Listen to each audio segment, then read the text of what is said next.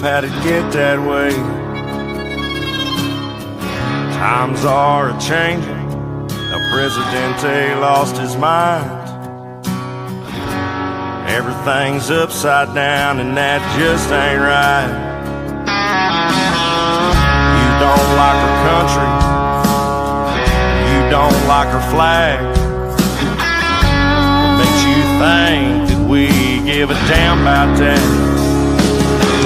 There's a million pissed off rednecks just like me,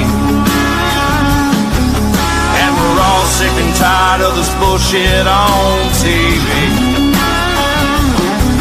I guess you didn't know, but you don't mess with generally. If you have a right to burn my flag, then I have a right to kick your ass. You don't like our traditions, you say we've done you wrong. Why don't you pack up your bags and take your ass back home? 'Cause this is my home, and son, I'm mad as hell. I think whooping your ass is worth a couple nights in jail. There's a million pissed off rednecks just like me, and we're all sick and tired of this bullshit called PC. I guess you didn't know, but you don't mess with generally. If you have a right to burn my flag, then I have a right to kick your ass.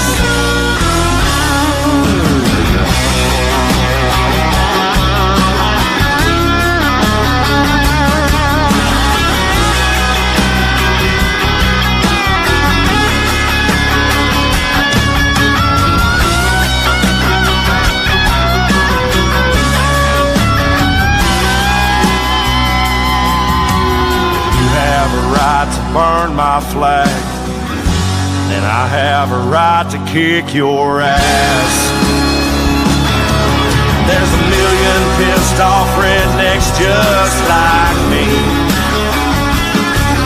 and we're all sick and tired of this bullshit on TV. I guess you didn't know, but you don't mess generally. I have a right to burn my flag, and I have a right to kick your ass. You have a right to burn my flag, and I have a right to kick your ass.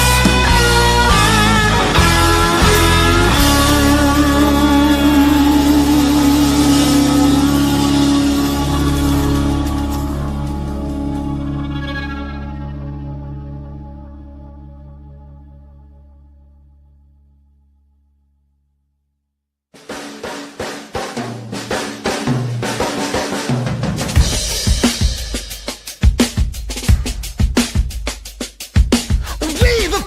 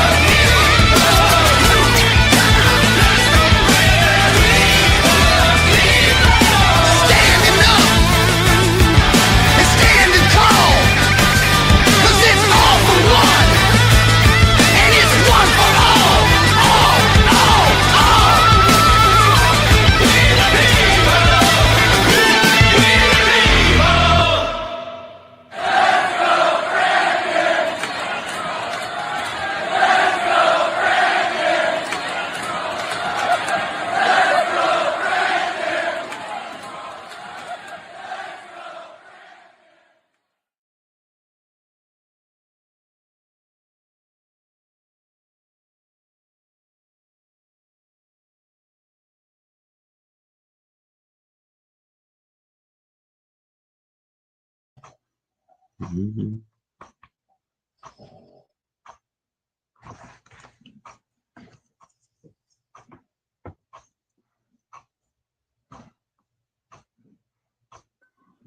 Welcome, Silver Bell.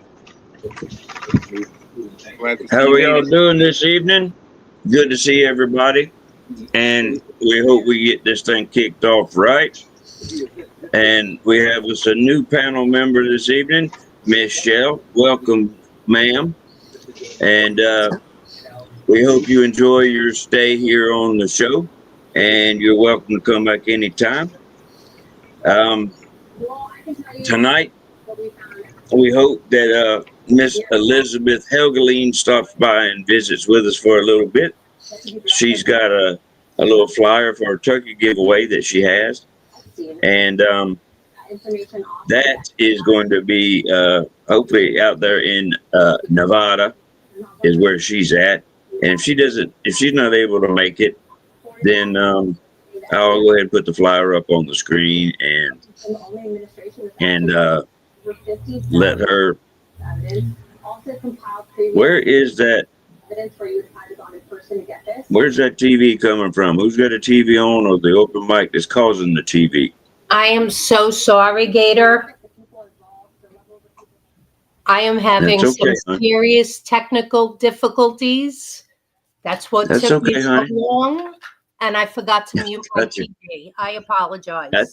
That's okay, sweetheart. No problems. No problems. I don't think anybody's looking for too terribly limited professionalism just yet. We're young. We're just getting started. Shit happens. That's why we have that little warning, explicit language right there, because sometimes shit happens. But we're going to go over some videos tonight like we usually do and have a little conversation about them.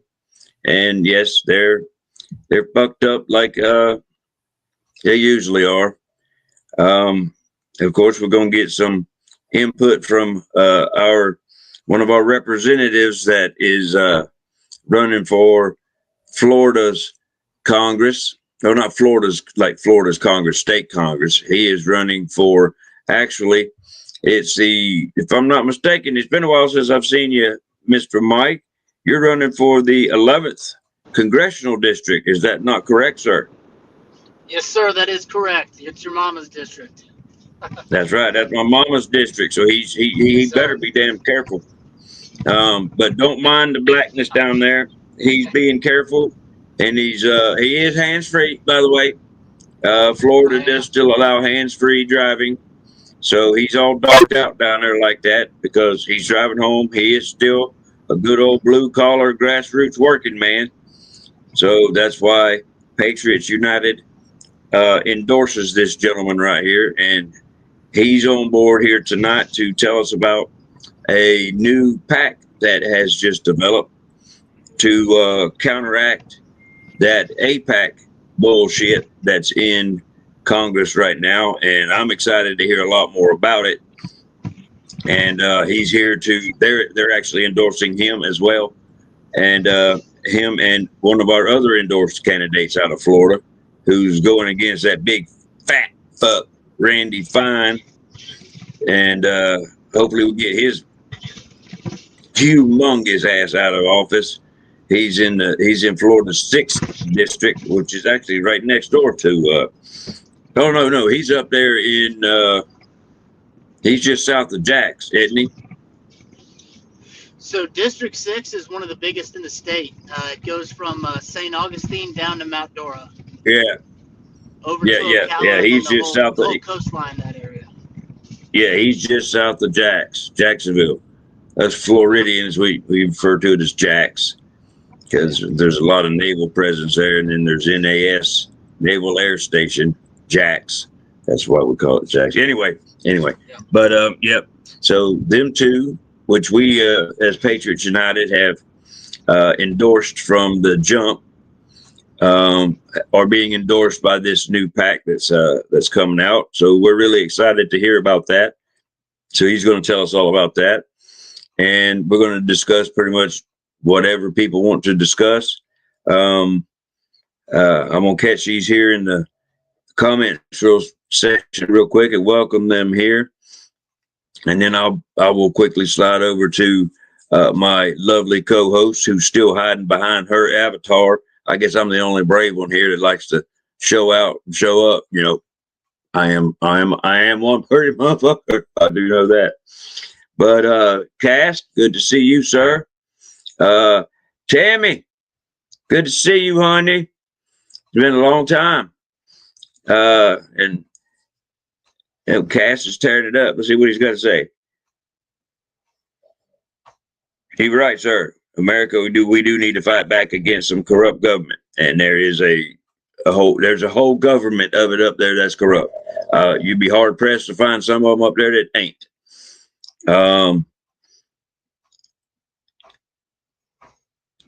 Yeah, I've seen you put that out there before, there, Mr. Cass, that Greg Abbott has ties to the World Economic Forum. If you can, sir, provide us a little evidence to that. We'd appreciate that. I'm not calling you out, calling you anything, but you know, I'm a receipts related and receipts based kind of guy. So you provide me with some of those so I could put that out on this here podcast. I'd be more than happy to do that and back you up with that. I'm not shocked to see that. I just would like some proof, sir. I'm a proof based person. And you got you a fan out there, Miss Sel? Or Yes, Shell? sir. Yeah. Buck Yes, Star that would be- 112. That would be Buck. Hello, Buck. Yeah. There she is, just in time for me to pass it over to her. You look like you've been. Well, I'm not going to tell you what you look like, but you look.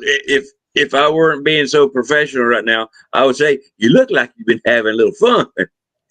But I can tell by that look right there. That look is shut the fuck up, Gator.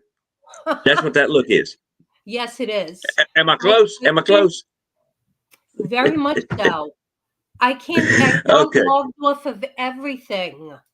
It's crazy. I couldn't get on X. I couldn't get on here. I was ready to take my laptop and fling it. So I'm a little frazzled.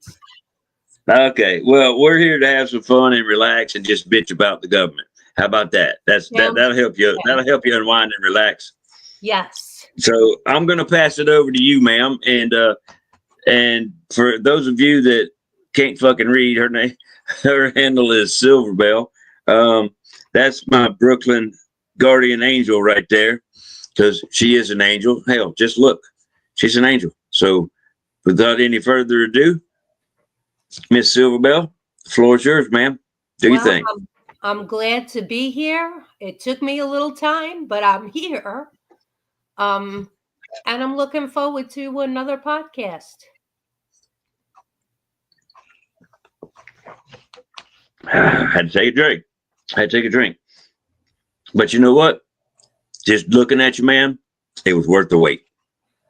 It was worth the wait. Thank you. You're welcome. And behind the scenes, running the show somewhat, but I still love him, is our producer, Mr. Bruno. He can step out and take a bow for a quick second. I'm sure he's got a second to do that.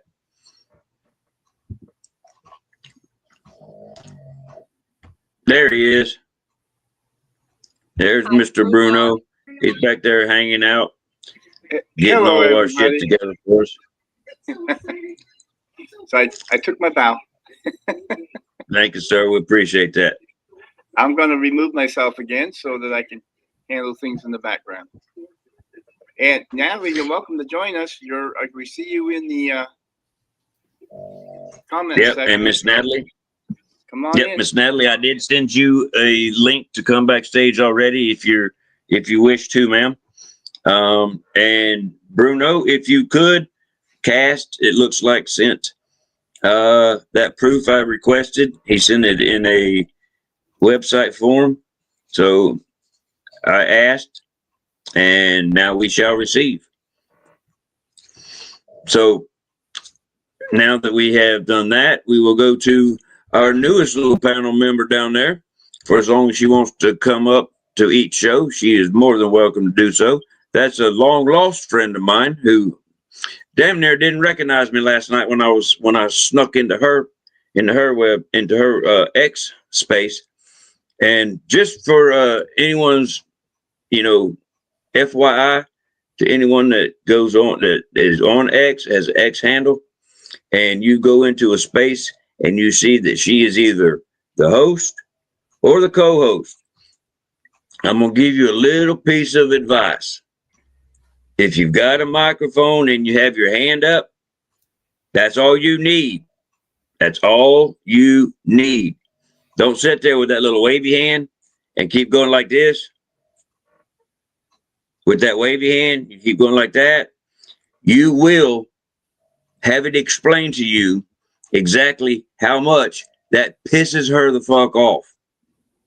Okay? You don't need that wavy hand. You don't need to be doing that in front of your little avatar all the time. No, that's not how it works in her spaces.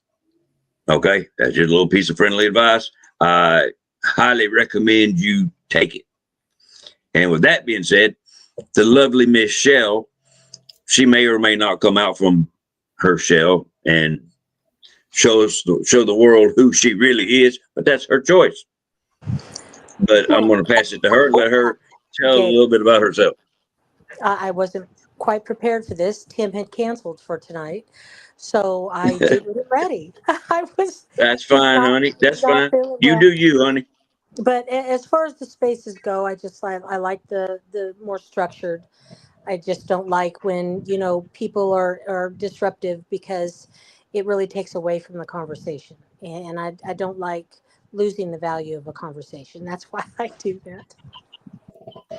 Oh, hey, and also about her spaces, they are very well run, and they are very structured, and they're very informative as well. So if you are on X and you are floating around in the middle of the night, I highly recommend that you attend one. You might just fucking learn something. She's very good. She's very good at what she does, and she's been doing it for a very long time. So I highly recommend it. Well, thank you, Gator. I really appreciate that. Oh, you're welcome, ma'am. Me platform is Sue platform. I share everybody's stuff. There's no point in not doing that. I mean, we're all in this fight together.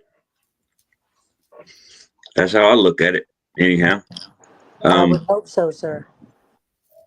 Absolutely. And she's got the font's kind of small, but she's got her handle down there. What does it say? Hey, if you can read her handle there, Bruno, run a little banner across there for a little bit so people can pick up her handle. Follow her so you can pick up her spaces. That's kind of her thing on X, is she's a space host. That way people can track her down and attend her spaces and pick up what she's putting down out there. Appreciate that, brother. But as far as tonight goes, there's a lot of things that have been going on. Not only in I'm going to use the dreaded air quotes, not only in the MAGA movement, but just in the conservative side of the house, country, whatever, alone. It's just a lot of people just ain't catching on. They are not noticing. There's just too much bullshit going on out there. One of the biggest things I've picked up on is we have a platform out there in the form of X, because that's the only place I can notice, because that's the only place I care to stay. I couldn't stomach the rest of the shit. But at least on X, I can speak for it. There's a lot of people out there that I can personally attest to that were my friends. And I am using the past tense, so I know exactly what words I am speaking. So Y'all can freak the fuck out about that if you want to. I don't care because I know exactly what I'm saying. But there's people out there that were my friends. We used to DM back and forth. We used to, carry on conversations. And we had about the same amount of followers, and then they got up about double the size of mine. Not that I give a shit about the amount of followers. That's not the point. I would prefer to have quality over quantity. But all of a sudden they get to where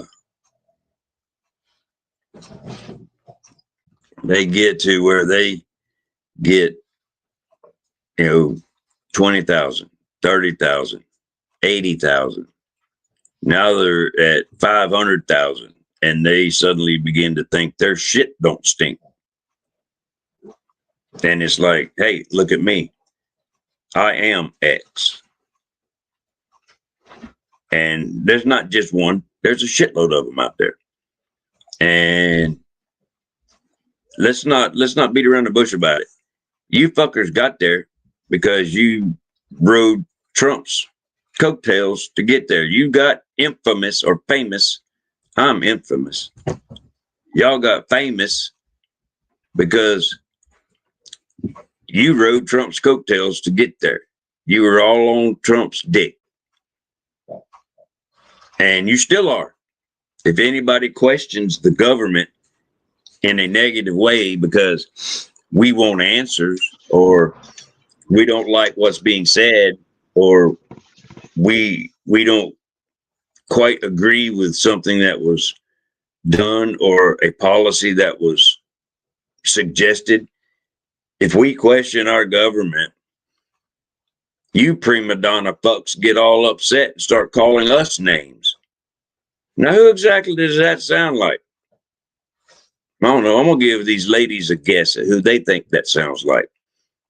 Whoever would like to go first, who do you think that sounds like? Miss Shell?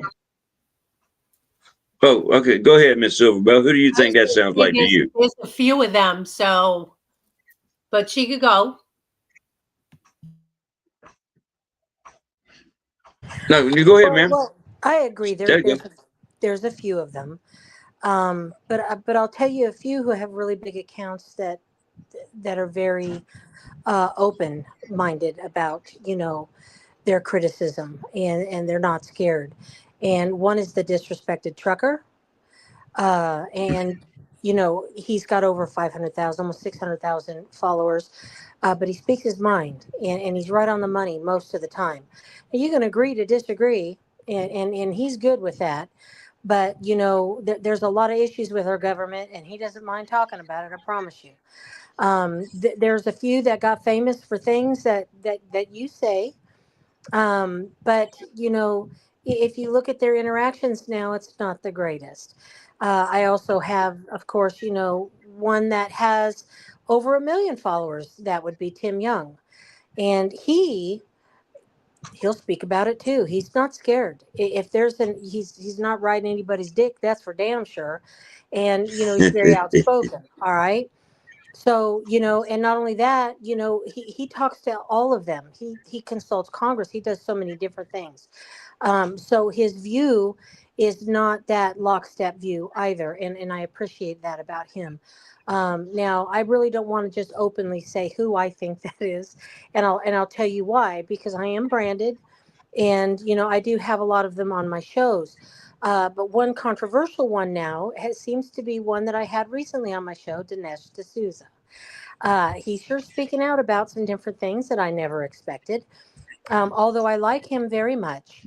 Maybe he's getting outside of that comfort zone now. Maybe he's getting outside of that, tunnel visioned purview of that lockstepped Trump group that if you, question anything, you're out of the herd, right? You can appreciate that. So, there's my view of some of them on X. Miss Silverbell, you had a view. Well, I kind of agree with that. And to me, it makes no difference how big they get and how much money they get. I'm going to just do what I do, and I'll go with what I think, not by anyone else's opinion. I have my own. And, to me, it makes no difference what they're pushing out there. And they have an agenda too, and it's usually the almighty dollar. That's it. That's my That's it. opinion. Mike, you can jump in here if you want, or if you're in a safe place to do so. I don't know if you've gotten home from driving yet or not, sir. Yeah, sure. I was just letting the ladies get their thoughts out there first. What a Look, Southern gentleman. It's how we do it in Florida, man. That's it, brother. I think that for all the influencers that we see, these big accounts, there's an equal number of politicians as well who only have notoriety, who only won their races because of their association with Trump, or even the perceived association. All you had to do was say, I'm more MAGA than this guy. And in some of these red districts, that was a shoe-in. So speaking of riding coattails, it is almost an institutional problem at this point. There was a period of time where all you had to do was copy some of the mannerisms of Trump, and you had a bunch of frauds. There's a bunch of frauds who tried to copy his style, and that's just not who they are. And it's really easy to tell who they are because it comes off as so fraudulent. There's a bunch of people out there who they think that Trump just cracked the code and he found this magical potion, right? And it doesn't work for them because it's fake. It's not real. It's not real. There's a bunch of frauds out there, and it's not just the politicians. It's not just the big accounts. There's a bunch of them out there. That's what I think. Right. Yeah. Now I just want to clarify where I was coming from. I agree completely with the two ladies and what Shell was saying. There are some very, very large accounts out there that stayed based and stayed with the people that brought them there. They didn't coattail ride. It was actually their values and the people around them and their values that built them to the spot that they're at. And they still remain just as based and valued now as they were when they got their very first follower. Now, there are those very, very large accounts out there that are the same person, never changed, never wavered, never looked back. The only time they would look back was to make sure that everybody that was helping them was still there and that they didn't leave anybody behind. Now, those people I have mad respect for. And I still follow some people like that. Even though they may not follow me back, that's fine. That's why I still continue to follow them and hadn't hit the unfollow. The ones I'm talking about, and people, I'm just going to say it because I'm like Shell. Well, no, I'm not, because I just as soon called some bitches out. But for purposes of not making anybody feel uncomfortable on this here stage, I won't do that. But they know who they are, and we don't have to worry about it because they won't stoop to my lowly little level and even bother watching this, because that's just how prima donna they are. They don't fit. They feel I'm below them, even though I probably know at least half of them. But that's okay. They'll get theirs in the end. Like, there's many of them out there right now, and you can find one of them post about it, and the rest of them are in the thread crying about how their visibility has dropped. Well, welcome to the fucking club, big guy. Yeah. Somebody like us that may have 5,000 to 10,000 followers, you would think that you would get more than 10 likes in a whole fucking day, but you don't. That's shadow banned. That's throttled. But you know what? We deal with it. We don't bitch about it. We just keep pushing forward.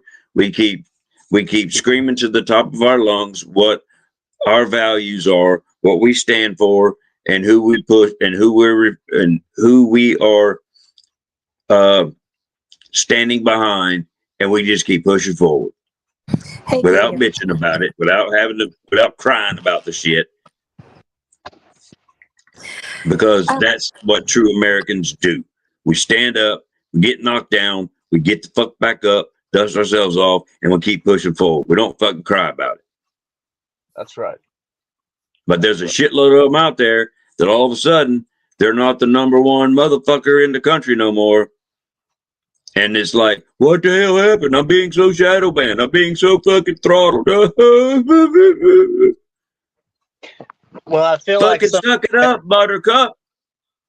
yeah, some of these guys I see on X that post that, it's like they're doing it almost every day, and I think that they're just Yes, they are. They're doing it every day. And then the ones that are fucking crying along with them, going, I understand, man. Mine is doing that same way. And it's comment after comment after comment after comment. And God bless them motherfuckers that get inside them comments and inside that thread and say the same thing I'm saying right now, but they type it out. They're telling them, fuck you. You didn't have shit to do with me on your way to the top. Don't wave at me on your way back down, because I sure as fuck ain't gonna try to reach out and grab you. You should try being me sometimes. You know how many people I have dragged up with me, and they just And then they shit on you on their way past you, didn't they? Yep, they sure did. Not Drax. Yes, ma'am. Though. Drax is in our chat. I don't know if you're familiar with Drax, but you know, if you could send him Oh, a hey, link, Drax. if you could send him a link, that would be, or if he could use my link, I'll send it to him. But I mean, there would be. Oh, it works. Send it to him. It works. Yeah. Okay. Yes, ma'am. And Send it to him. Buckster is also a very good commentator, and can talk well on these things. If you don't mind them joining, they're kind of my crew, and we call out a lot of bullshit together. Hey, I'm good. I can put up to 12 people on this motherfucker. I don't care. Copy that. What do you think? What do you think, Silver Bell? You down? I can't. You're muted, babe. You are frazzled as shit, ain't you? I'm telling you, I had a day and a half, Gator. I apologize again. That's okay, babe. Just relax. I have absolutely no problem with it. The more, the merrier. No problem. That's all right, baby. Yeah, you know this is teamwork. Hey, I ain't gonna do nothing unless you agree with it. I have no issue with it. You got my permission. Go for it. Yep. Oh shit, we are good now. The man behind the curtain has said so. The wizard. The wizard has said so. The wizard of this fucked up show has said so. Yeah, go ahead, honey. Send it to him. We welcome folks.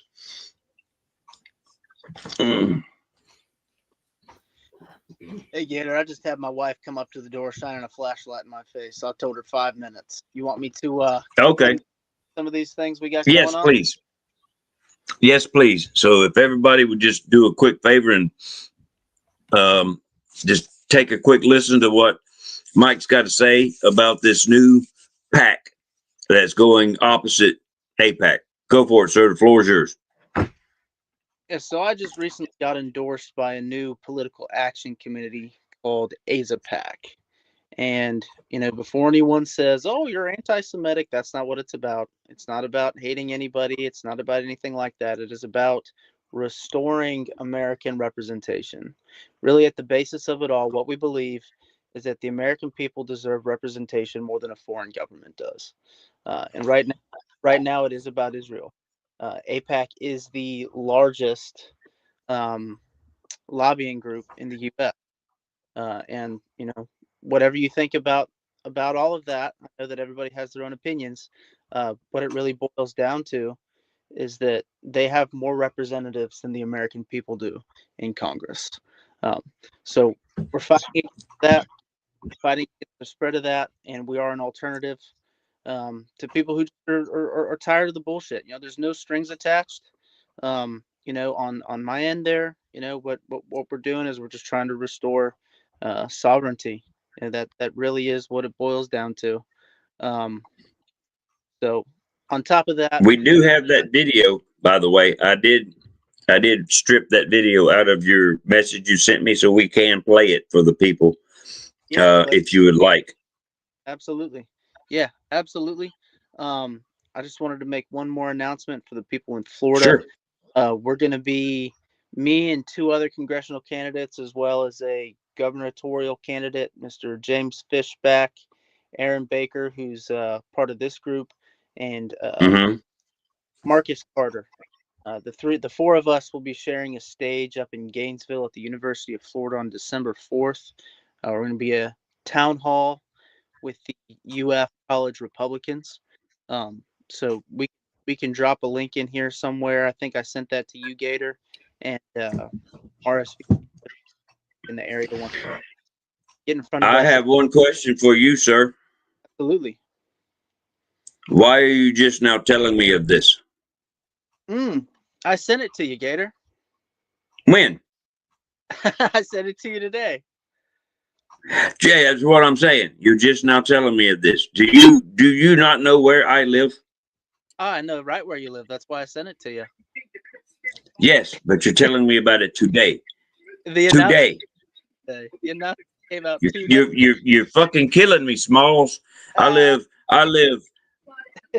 Oh, you're killing me.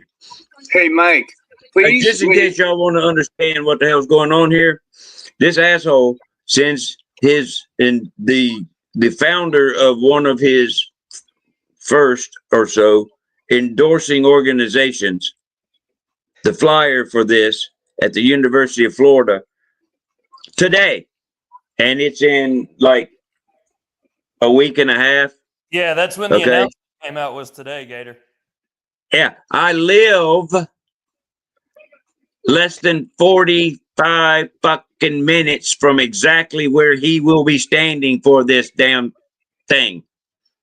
Then you have no. He couldn't tell me. I ain't worried about the announcement, Corey. He couldn't tell me he was planning this or something. He couldn't give a brother a heads up where maybe I could have helped him. No.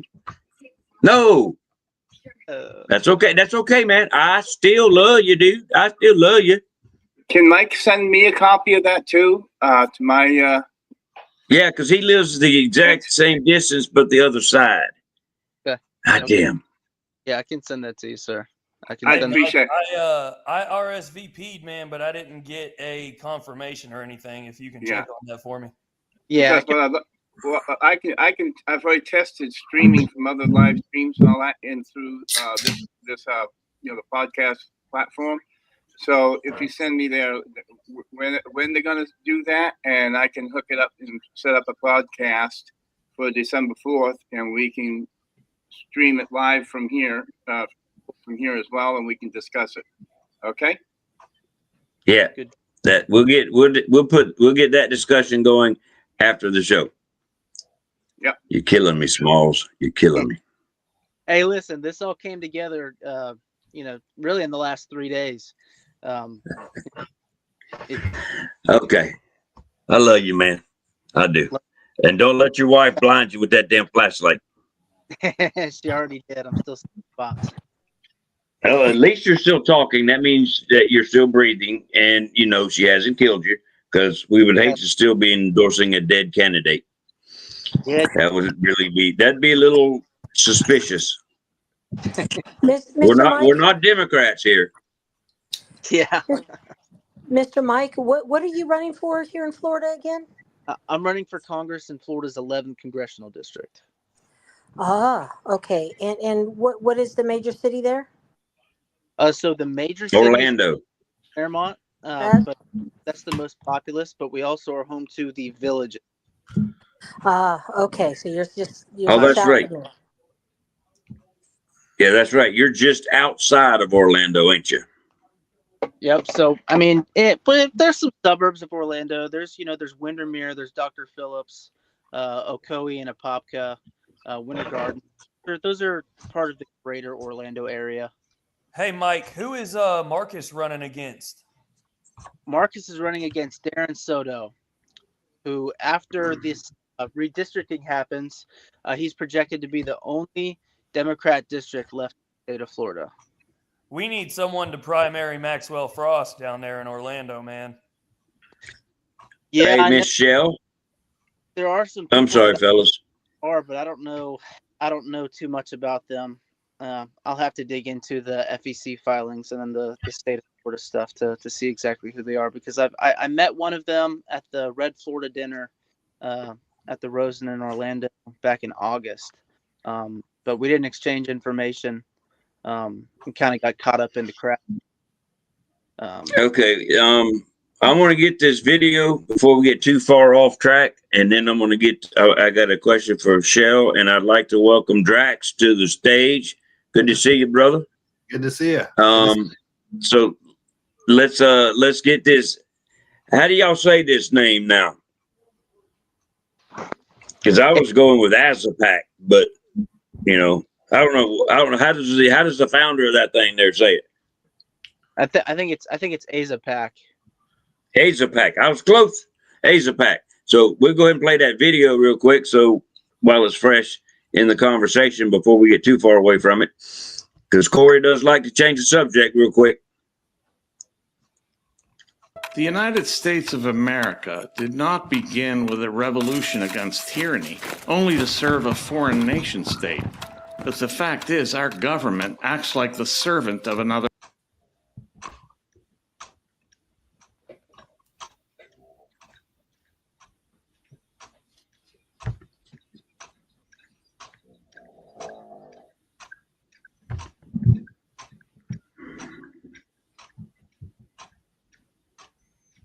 The United States of America did not begin with a revolution against tyranny, only to serve a foreign nation state.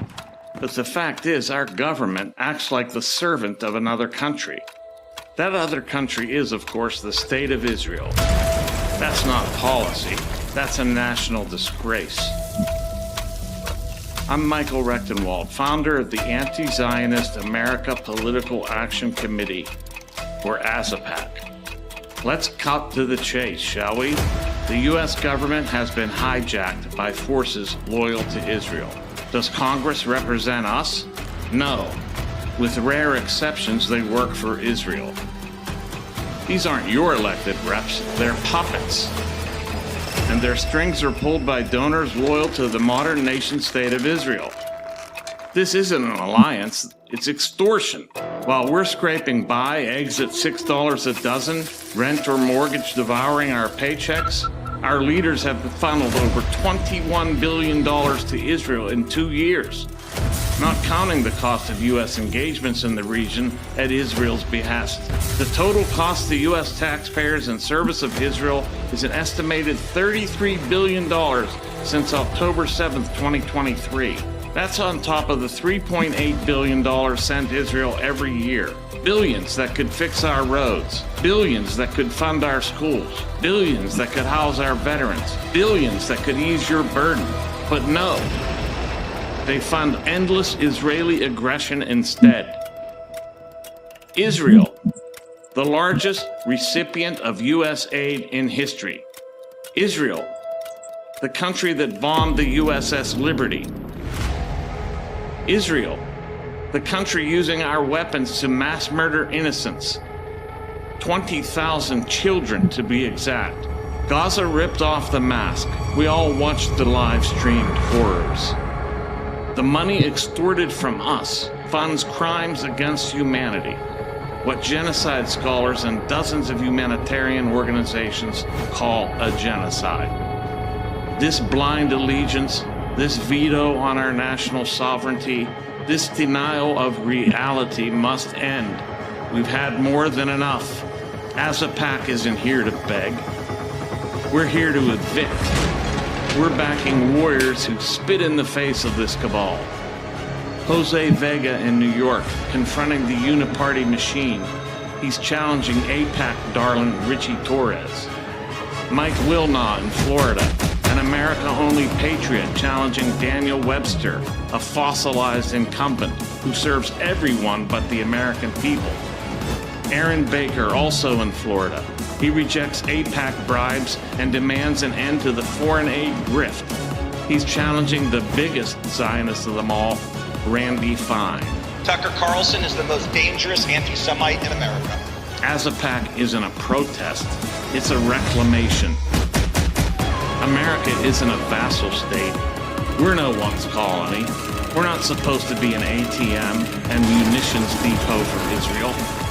If you're done with the fear, done with our politicians taking bribes, done with being smeared with the anti-Semitic label just because you want your country back, then ASAPAC is your army. Head to azapac.com. That's AZA-PAC.com right now.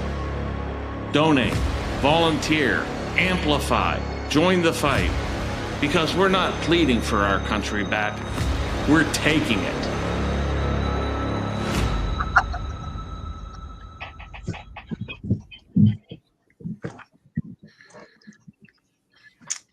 Very nice. There you go, boys and girls. And thank you for providing that to me, Mike. I appreciate that. I'm going to hold on to that in our archive of videos so I can use it for later on and probably put it out some more and see what we can do about getting that gentleman in that pack some more members. And I'm hoping that depending on how the members of Patriots United lean, whichever direction they lean, we would like to get involved with that as well. But like I said, that's going to depend on whichever way our members go. I have always given each and every member a voice. That's always been my policy. So I'm going to do that still. I may join myself personally, but I'd like to partner up with them as an organization. But I will let you know after I find out what my people say.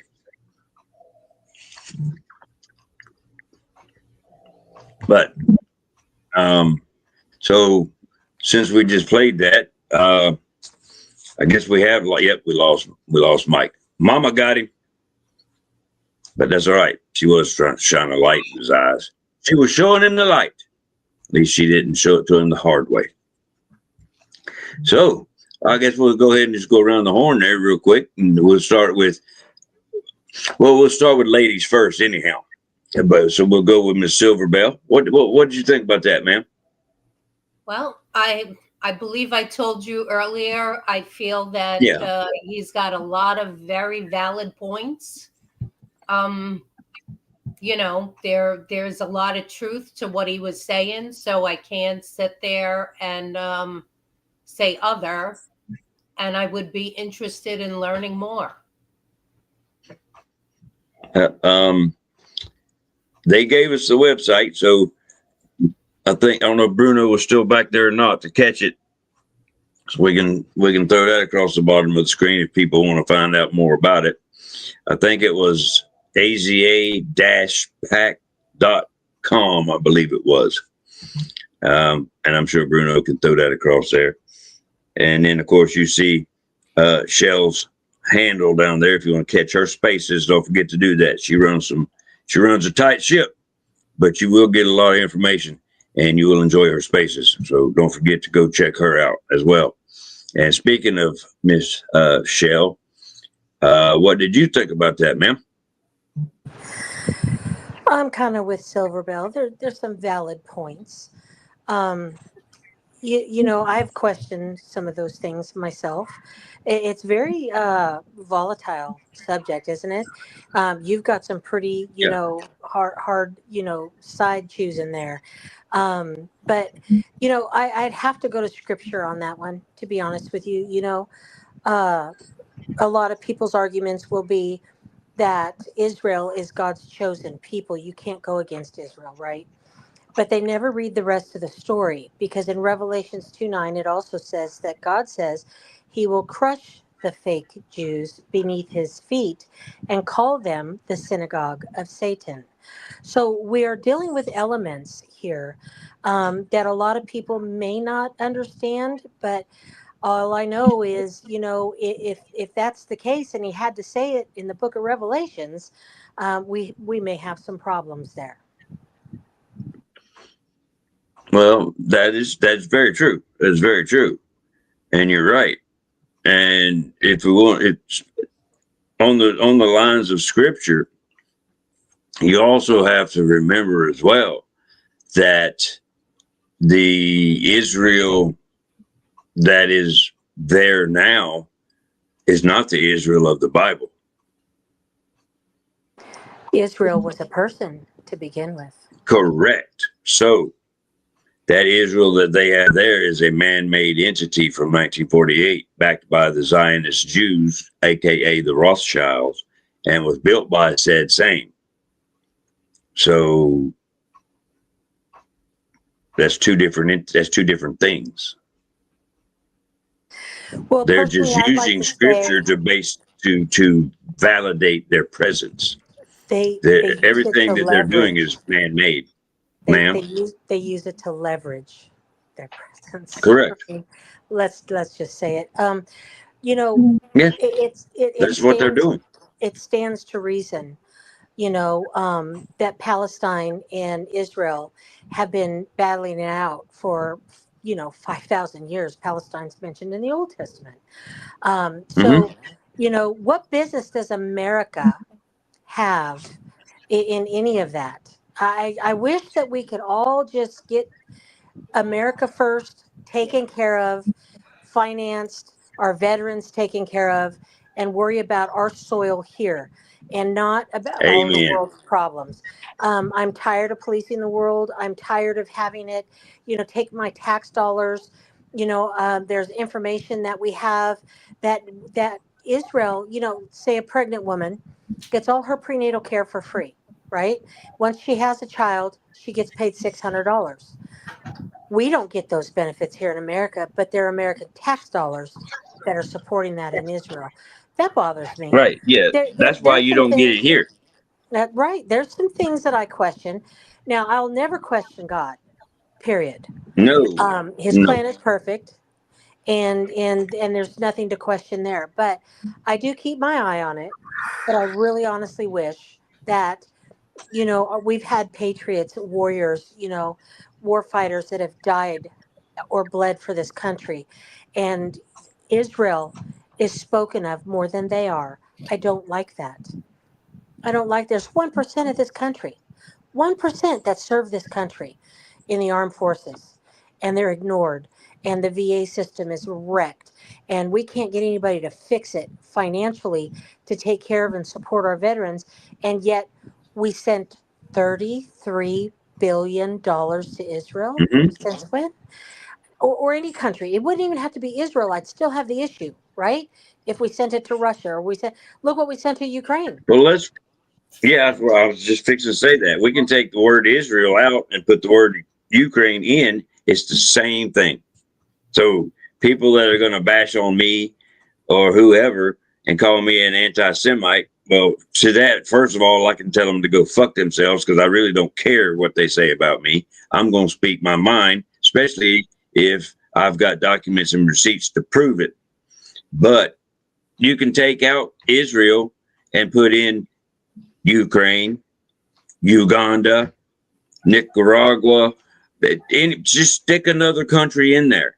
We send money to all over the damn world. So it's not just Israel. It's just the fact that Israel owns 96% of our Congress in the form of AIPAC and has a pretty good hold on our president, I would have to say.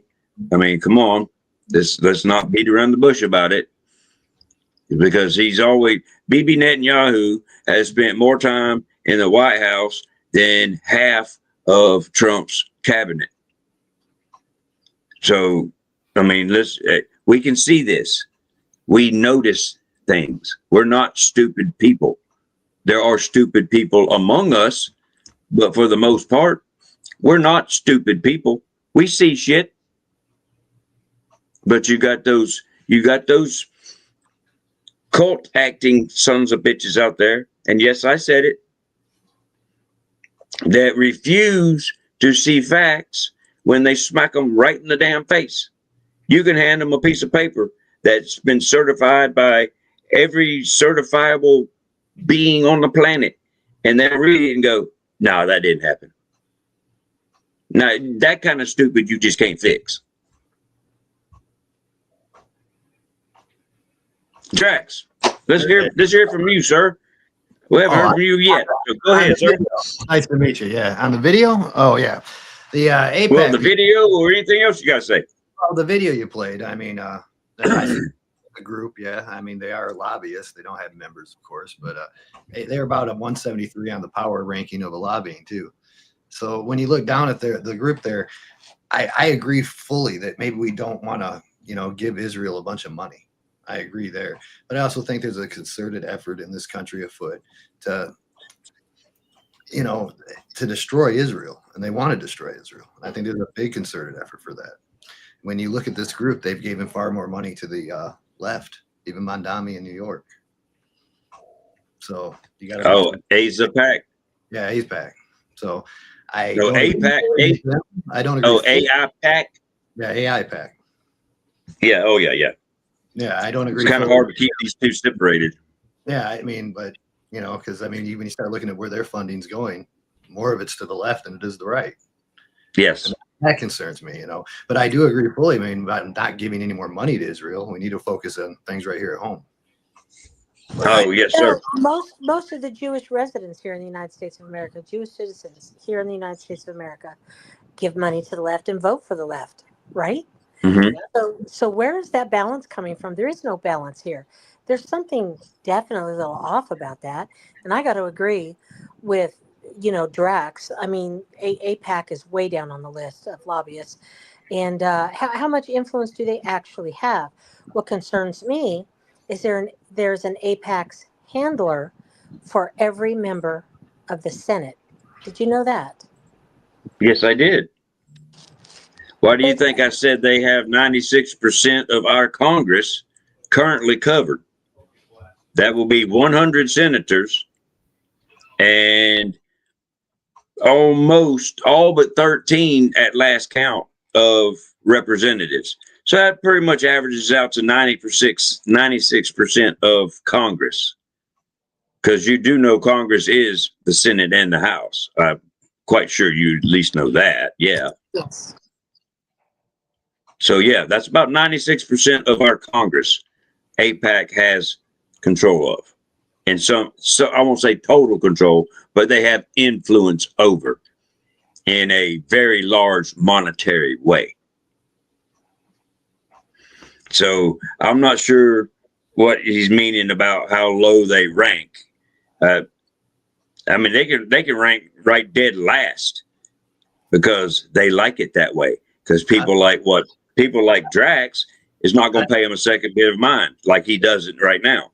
But they hold a whole lot more sway than he thinks. How much? We said there's an AIPAC person in every Senate office. Each one has their own little handler. Yes, sir. Even your girl Shell right there tell you the same damn thing. Where do we find that information at? You can find that right there with the FEC and who donated to them. Yeah. But there's a lot of handlers. Now, it's not just Israel. You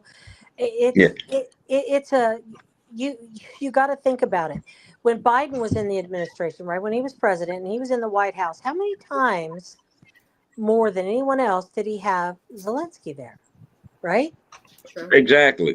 So everybody's working this in different ways, but I still just want to get back to America first. I really do. I don't care. I want that so bad. Exactly. Miss Silverbell, you were going to say something. I completely agree with her. And all this money and all these handlers, and this should not be. They are No. supposed to work for we the people. What happened to that? We're the ones that vote them in. We're the ones that get them to where they need to be. So where is their loyalty if they're being handled and funded by someone other than us? Look, Silverbell, that's They're a loyal fantastic to the point. And almighty look, dollar. if you think about it, how many of them have dual citizenship? Well, With yeah, A their we've shitload. spoken about that in where the is their past, and that's loyalty? absurd. And I they're mean, making laws for us on behalf of other countries. Look at Ilhan Omar. All right, she shouldn't even be where she she is. shouldn't. Boot No, her but out. Get her out. they'll praise. She'll praise her president in Somalia before she'll ever praise anything in the United States of America. And she's our lawmaker. All right, for us, we've Yeah. got some dangerous That's a things problem. happening. That's a huge problem in my eyes. I mean, I'm you know how I've been feeling lately, Gator. You know I'm Yes, on ma'am. edge. I do live in New York City, that is, not just in the state, but I am in the city of New York, and I am beyond pissed off, annoyed Yeah. that I was out and about yesterday, today. I don't recognize where I was born and raised. This is unbelievable. It is unbelievable that I have lived in the same neighborhood my whole entire life, and I don't know where the fuck I am anymore. What is going on where we're losing everything? That's just not fair. And I'm tired of hearing, oh, well, this one has needs and that one has needs. That's all good and dandy. First, take care of at home, and then you worry about everybody else. Let's worry about us first. Screw everybody else. Agreed. I'm not just talking about Israel. I'm talking about No. any other place that is not in the United States of America.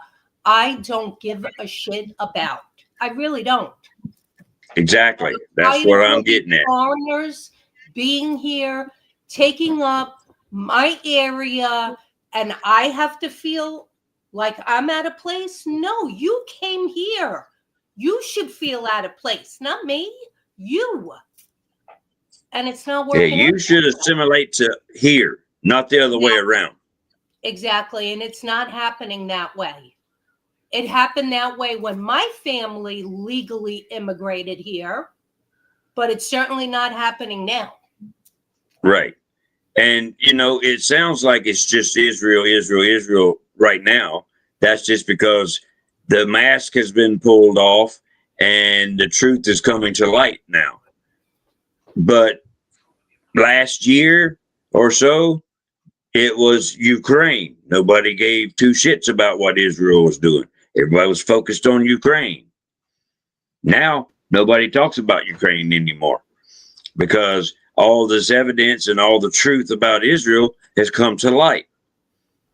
But it doesn't get Ukraine off the hook. They're both just as bad about the thing. It's just these people out there are not free or are not critical thinkers like the folks on this here panel. So they can't focus on more than one thing at a time. So right now they're fucking blinded, focused on Israel. Now, wait till the next fucking thing pops its head up and then they'll go and focus on it. They'll forget all about Israel. And then Ukraine will be way in the rearview mirror. And then Ukraine will go right back to doing that underhanded, dirty shit in complete obscurity like they were doing before, and nobody will even remember they're there. That's how this shit continues in a cycle. They better start focusing on us because Buck is right. The Muslims will be our downfall. Yeah, they will. They're here. Oh yeah, we're not, exactly. We're not. You know, we're complaining a little bit about them. You know, we might have another, critical failure with an attack from them from within. But their plans aren't just for one place in America. It's going to be all over, all at once. Yeah. And then how are we going to react? Because we haven't been paying attention, right? Yeah, it's going to be 9/11 on speed when they go off. Well, see, now there's another thing. everybody tends to forget the whole details of 9/11. It wasn't all a Muslim attack. And if you haven't went and read the documents that were declassified, then you really should do that before getting into a 9/11 discussion. Yeah, I'd like to chime in right quick, Gator, if that's possible. Go ahead, sir. Yeah, I have a buddy who has more than one Jewish family member that worked in the Twin Towers. They were told not to come to work on 9/11. All of them were warned not to come to work on 9/11.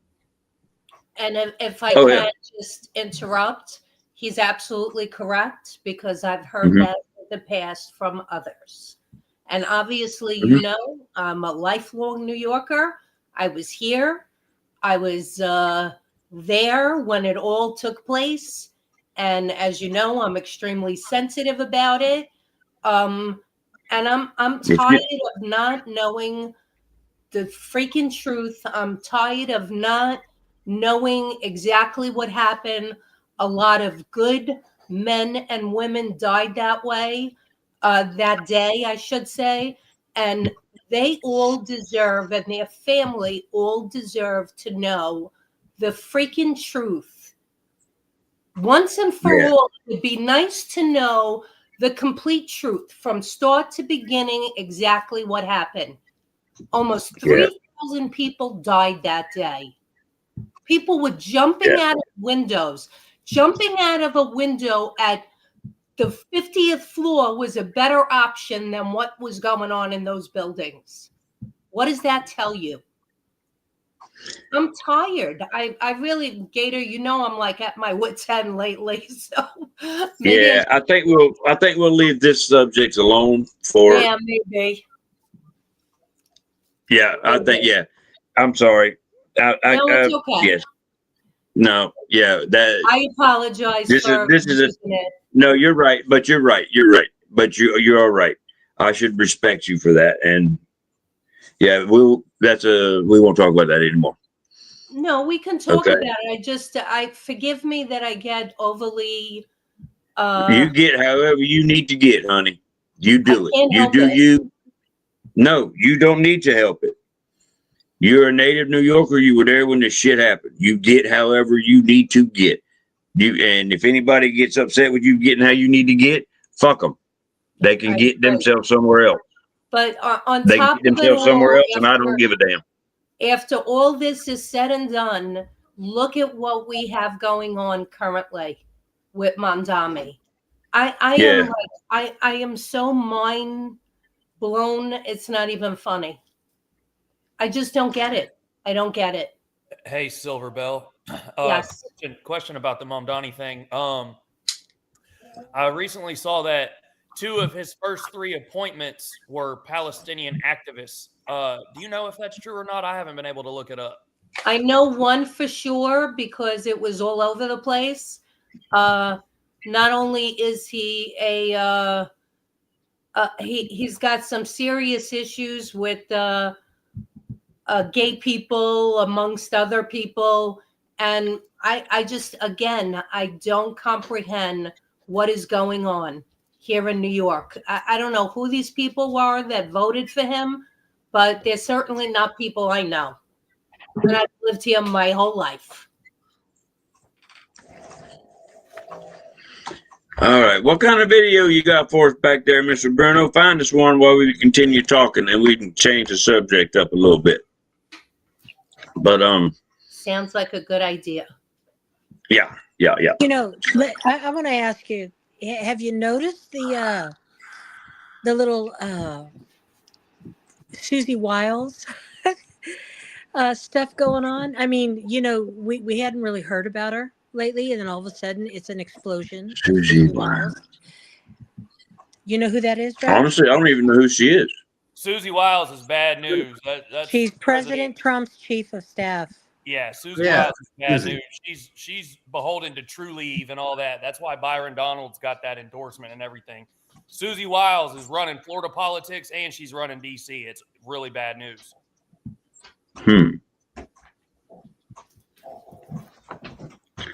Well, I know one thing. If she's got anything to do with how Trump's made his little bit of turnaround and kind of sort of been heading the wrong direction in some of his choices in the last here of late,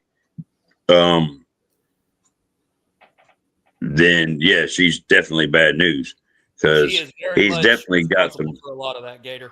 I'm just letting you know she's very much. He's definitely got some bad advisors around him because he's not acting like the Trump that I remember. Definitely not acting like the one I voted for.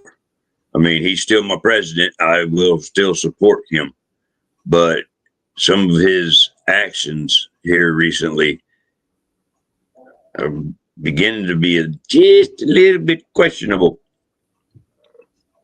You know, which kind of got me going. Susie Wiles is the gatekeeper. Nobody gets to Trump except through her. That's it. She is that tight-handed on his office. That office door is opened by her and closed by her, if you get my drift. Got you. Understood. Oh, okay. You looks like you got you is in the Middle East right now. He's speaking to the Israeli Knesset. I'm just going to play this clip. Trump is in.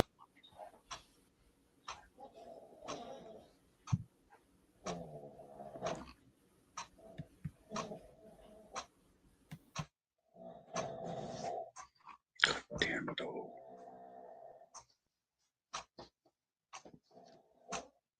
Trump is in the Middle East right now. He's speaking to the Israeli Knesset. I'm just going to play this clip. This is actually quite shocking. I kept my promise and officially recognized the capital of Israel and moved the American embassy to Jerusalem.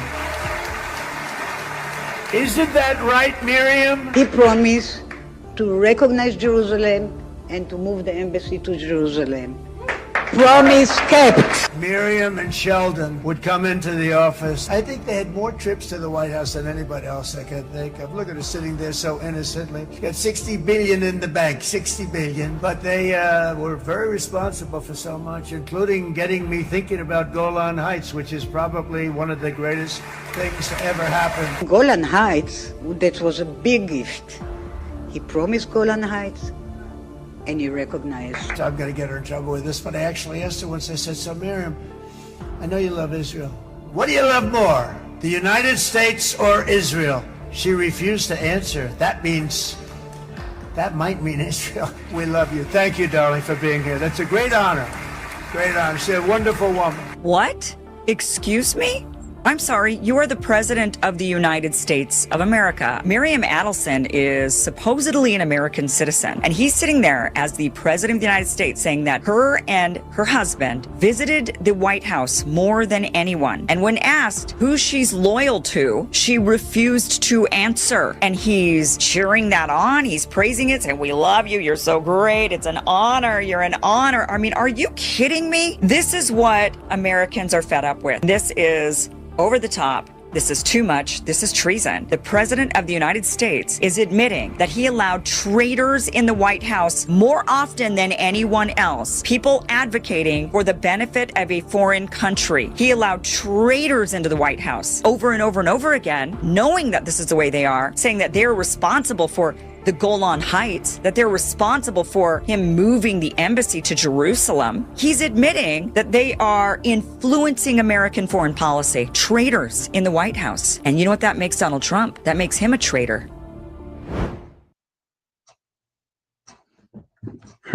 Strong words.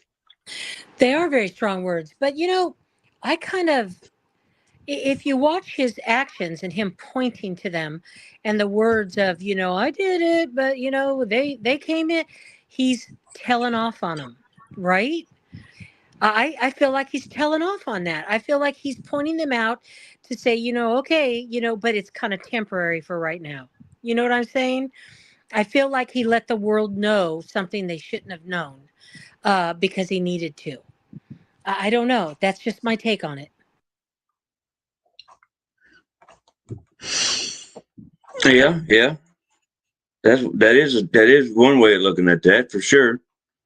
I mean, I don't know who that lady was. What was that lady's name? Bruno, that did the interview?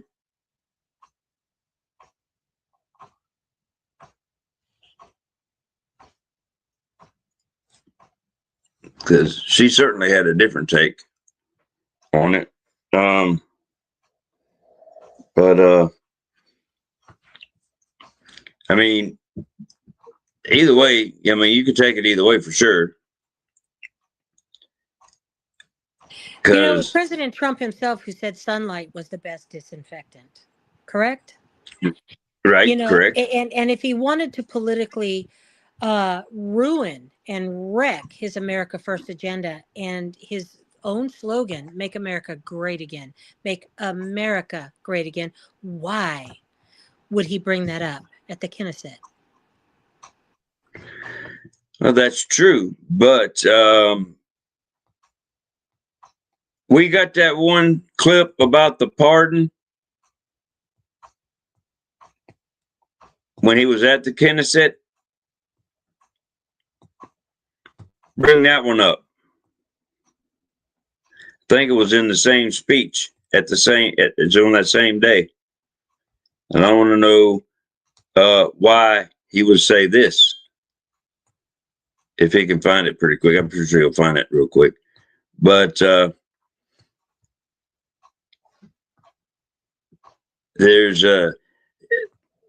are a few questionable things. And when you said bringing things, sunlight is there you go, embassy. That's is in the Middle East right now. He's speaking to the Israeli Knesset. I'm just going to play this. Trump is in the Middle East right now. He's speaking to the Israeli Knesset. I'm just going to play this clip. This is actually quite shocking. I kept my promise and officially recognized the capital of Israel and moved the American embassy to Jerusalem. Isn't that right, Miriam? He promised that's the same one. To recognize Jerusalem and to move the embassy to Jerusalem. Promise kept. Miriam and Sheldon would come into the office. Oh, I think they had we have more another trips to one. the White House.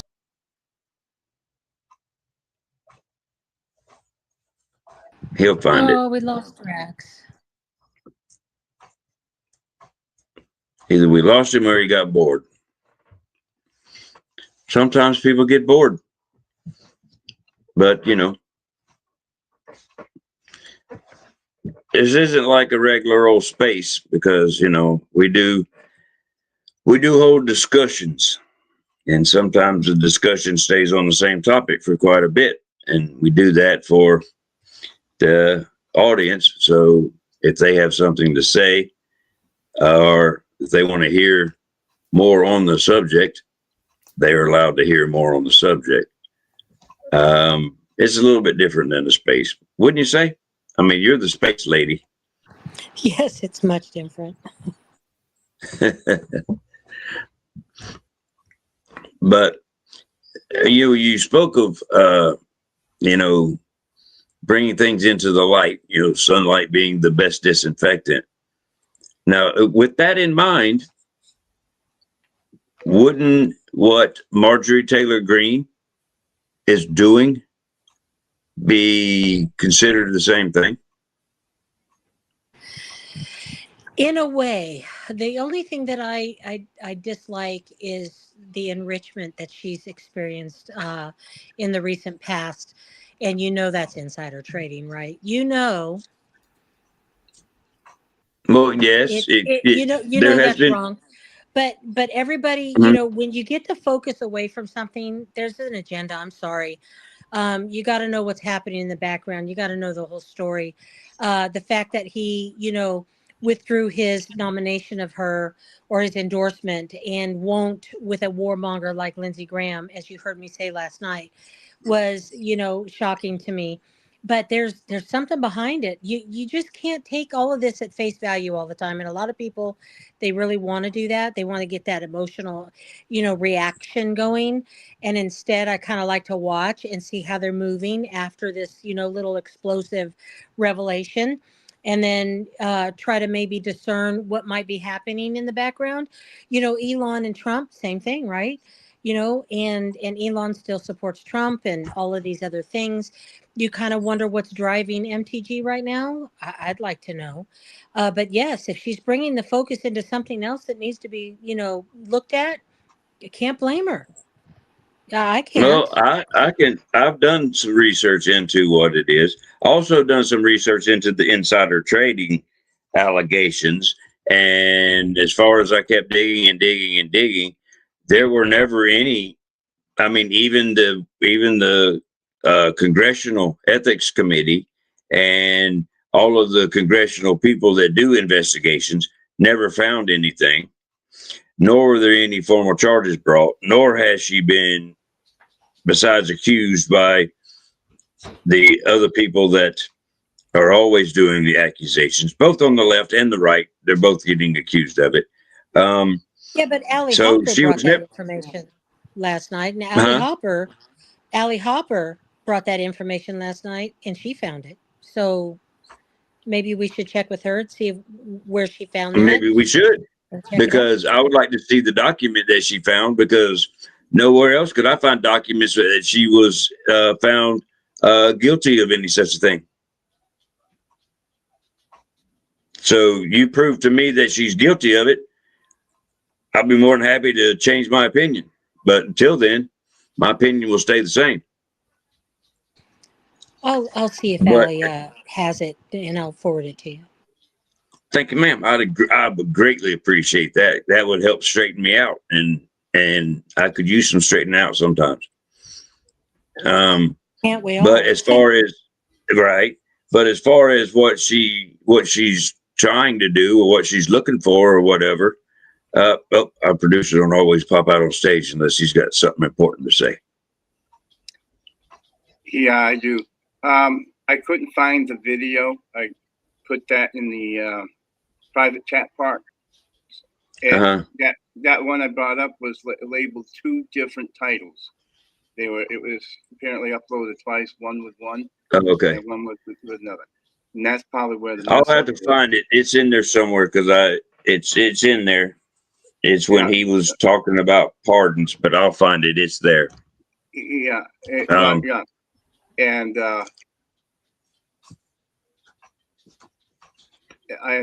okay. So what else you want brought up? I don't know. You can find something, because before I lose my train of thought, I'd like to finish it. Go ahead. But yes, MTG, what she is doing is she is simply pointing out the fact that even in his press interview, straight up said that he's bringing in talent from outside of the United States, because he doesn't feel that. Well, we're going to hear what her bill is about. But President Trump straight up said he doesn't feel that Americans can pick up the work and do it. Basically, that if anybody looks at that, even with half a brain, is like he's calling us fucking too stupid to do the job. So he's going to bring in foreigners.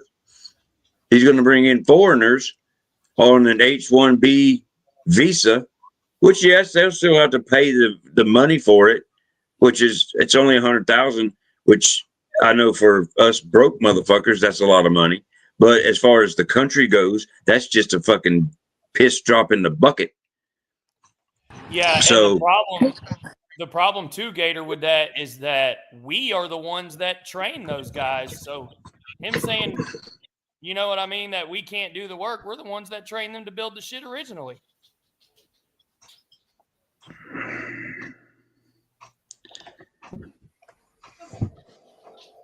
You did it to me again. I hate it when you do that to me, Corey.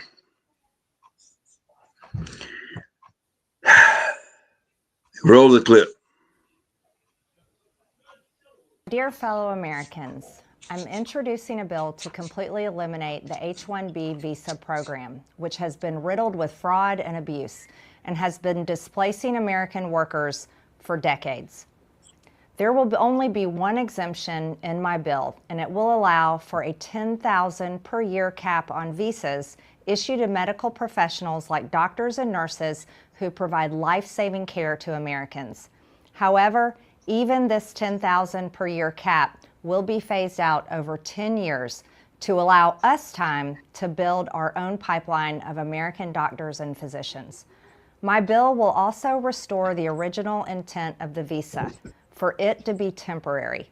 These visas were intended to fulfill a specialty occupational need at a given time.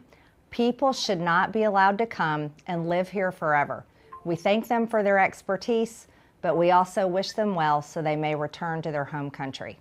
My bill will take away the pathway to citizenship, forcing visa holders to return home when their visa expires. In order to build our pipeline of American doctors and medical professionals, my bill will also prohibit Medicare-funded residency programs from admitting non-citizen medical students into their programs. Just last year alone, there were over 9,000 doctors in the U.S. who graduated from medical school but were left without a residency placement. Meanwhile, in 2023 alone, there were over 5,000 foreign-born doctors who received residency spots. This is entirely unfair, and it's America last. My bill will help mitigate the shortage of doctors and nurses in our country, the shortage that we face, while at the same time serve as an off-ramp from our reliance on foreign workers by allowing us time to fill our residency programs with American doctors. Now, this will completely end the H-1B visa program in all other sectors in the job force and in the workforce. This is America first. It's time to put American citizens first instead of foreigners first. And this has gone on, and this has been an abuse for far too long. Americans deserve a future, they deserve a chance, and I believe Americans are the most talented people in the world, the most creative, and I want them to have their American dream. Thank you.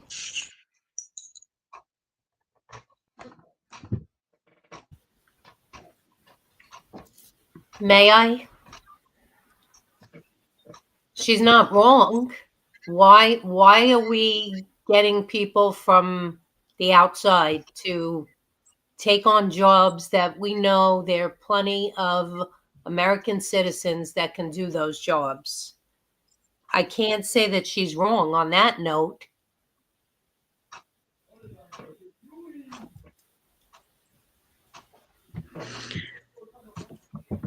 Well, that's the point I was getting at.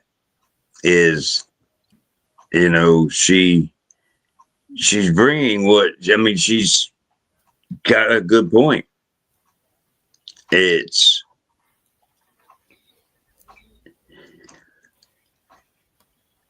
She's putting America first, and that's what we all have put our people in place for. We've already lost so many jobs to outside of this country. I know that I can't think of the name of the company that insures all the New York City workers. I just can't think of the company name. They were originally based here in New York, and when I say they did away with every single job, and it's now overseas, and has everybody who works for the city of New York that has that insurance company, which I cannot for the life of me think of the name of it. Forgive me. It'll come to me. Just got to think. But every person's information is now overseas in wherever they're housed, India, whatever. That's insane to me. Mm-hmm. And I know this because I had a friend who worked for them for 20-something years and lost her job. Yeah, but I'll do that after. Right. Seems we lost our guests. Yeah, I noticed. That's okay. Apparently, the topic was it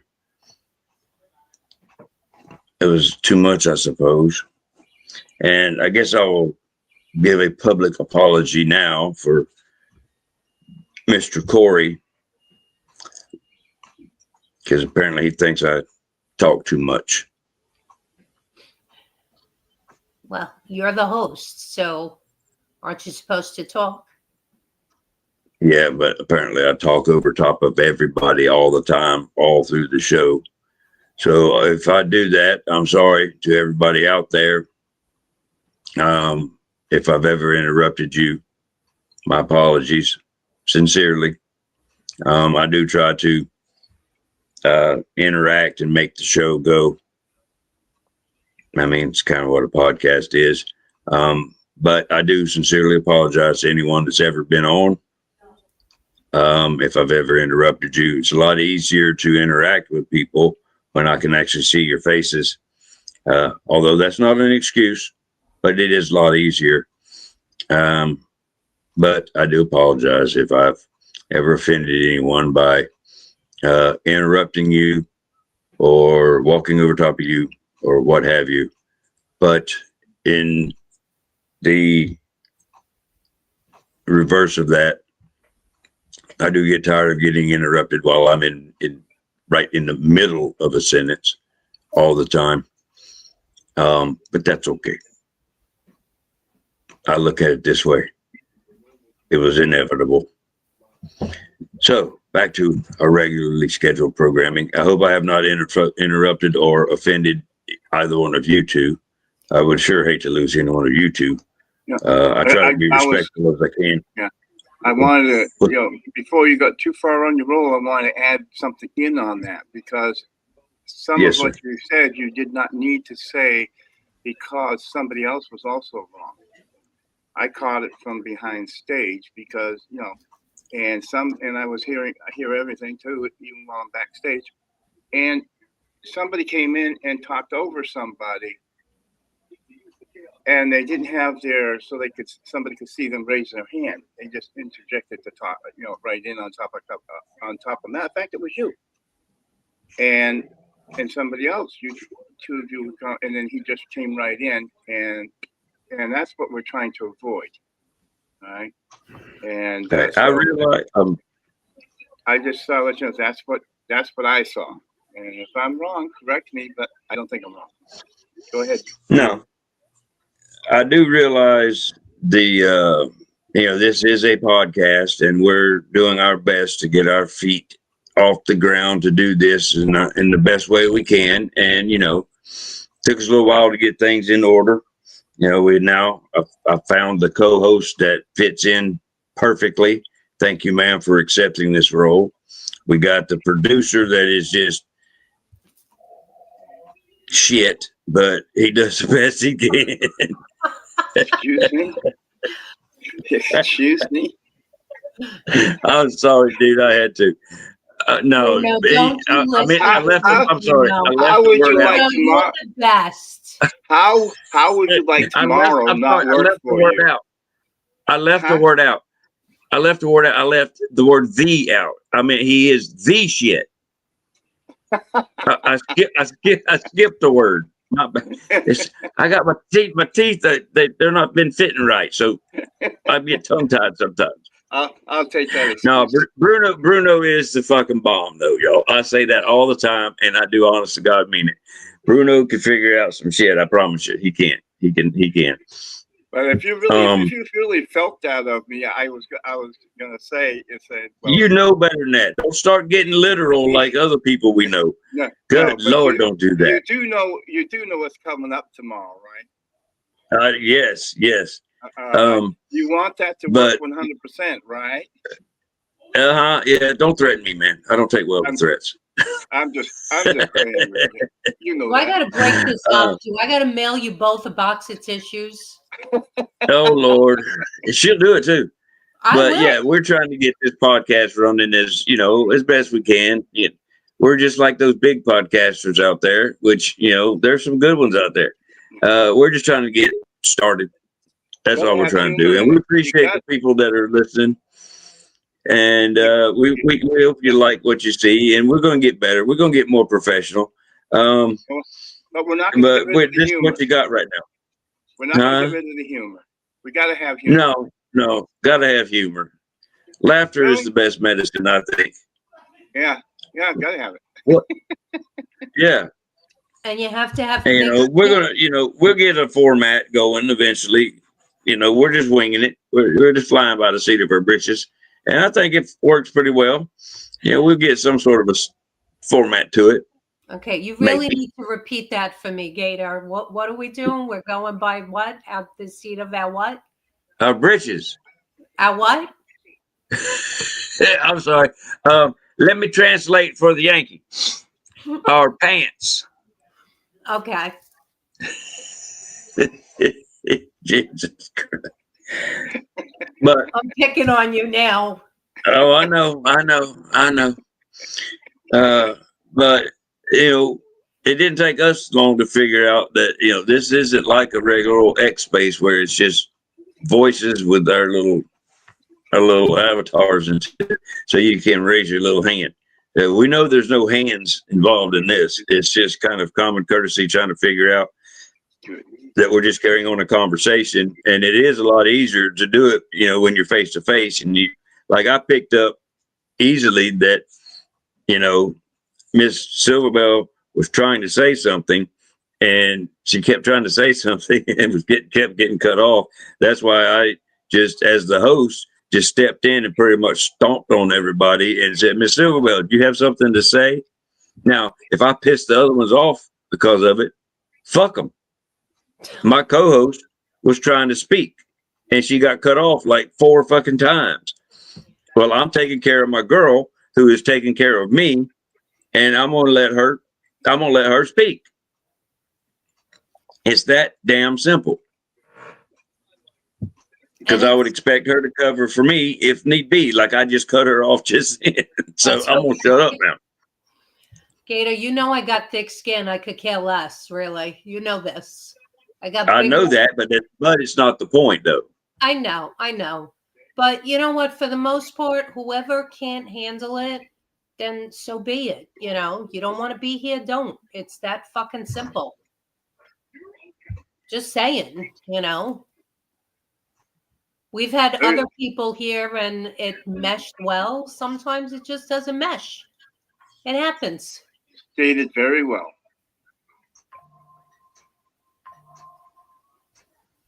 On with the show? Yes, sir. On with the show. What videos you got for me next? Well, we were talking about MTG, and Miss Alicia just joined us at the bottom down there. She said that she is on Marjorie Taylor Greene on this. Or she is with her on this. I'm sorry. I'm still dealing with the butt hurt boy. Well, I got told that. Well, I told Joe everything I just got told. And of course, that was a blame as well for why candidates aren't showing up. I guess he knows that. I don't know. Because you want discussions, but I won't let anybody speak. So I simply told him, peace out. Girl Scout. That's it. Well, I do agree with some of the things that Marjorie there did have to say. I feel like you do, Gator. I am tired of it's about everything else. It's about everyone else. It's about other countries. It's about anything else but us, the American people. I'm tired of it. I truly am sick and tired of it. I'm tired of, it should, what is that old saying? Charity starts at home. Is that? Yeah. Okay. Yes. Where is that at? We have our own homeless population. We have homeless veterans, which I personally think is disgusting. And what does that say about us as a country where we have men and women who fought for our rights, my rights, and they're homeless? I can't accept that. I don't want to accept that. No. And see, that's part of my problem. Whenever I notice something and you know me well enough by now. If I notice something, I don't care which side of the aisle it's on. If it looks wrong to me, or I have a question about it, or I question it, I'm going to question it very loudly because I don't agree with it. And, you know, like I have been saying here recently, that's not what I voted for. I didn't vote for that. I voted for things to be done here, which I have been noticing recently that were promised that are not being delivered. Maybe he does have an extended period plan. You know, he does have 3 more years. That is true. But there are some things that were started at his very fucking day one onset, and we're midway through, just past midway through of the 11th month of the year. So when are we going to see some results from the shit that was started? I can't disagree. I mean, people have been asking, you know, we'll talk about the Epstein files or lack thereof or whatever. Just Epstein, we'll just say Epstein, because we don't know what's real and what's not anymore at this point. They've been asking for some closure or even results. Maybe not so much closure, but some results, some forward momentum, some forward movement on it. And we go ahead. Yeah, to add to your point there, Trump has even come out and told the Republicans to get the shit out. It's, you know, and he also made the comment, well, why in the hell, when the Democrats had control back in during, you know, the Biden era, didn't they release it? You know, we know what it is. But he's also made, yes, but he's also made comments along the lines of, are we still talking about this guy? And another comment to the tune of, well, it's a hoax. So which side of this bullshit are we supposed to believe? One sounds like he's on board with getting it out. The other side sounds like, okay, he's covering it up. So which is it? Which fucking tongue Trump do we believe? Well, I kind of the blue-eyed one or the brown-eyed one? I want to believe the one where he says, "Get the shit out, do it, get it out." That's the one I want to believe. Okay. I do as well. And that's my very point. The same point he made is they had the shit for 4 years when Sleepy Joe ain't worth the fuck Biden was in office, and the auto pen did his job for him. They had it that whole time, and the uniparty rhinos had a hold of it during Trump's first term in office, where they impeached him twice. So, and then they had it while they were indicting him for eating a ham sandwich. So they could have pulled this shit out at any point. And they have yet to do it. Now all of a sudden they're screaming for it, like the world is coming to a damn end, and it has to be done. They're making up fucking emails and redacting just bullshit and claiming it's this, which we all know that's bullshit, because they're just making shit up now. So if that's the case, if they are screaming and screaming and screaming for them to be released, then why did they block the unanimous consent to bring it to the floor that day? Why did they block the the discharge petition. Why are they blocking it from coming out? If they're screaming it has to be released. Yeah. Shit ain't adding up. Yeah. Politics. So that leaves the people going, what the fuck? And the government does that to us on everything, not just Epstein, not just 9/11, not just JFK, every fucking thing. Yeah, constantly. Well, Just for an So example.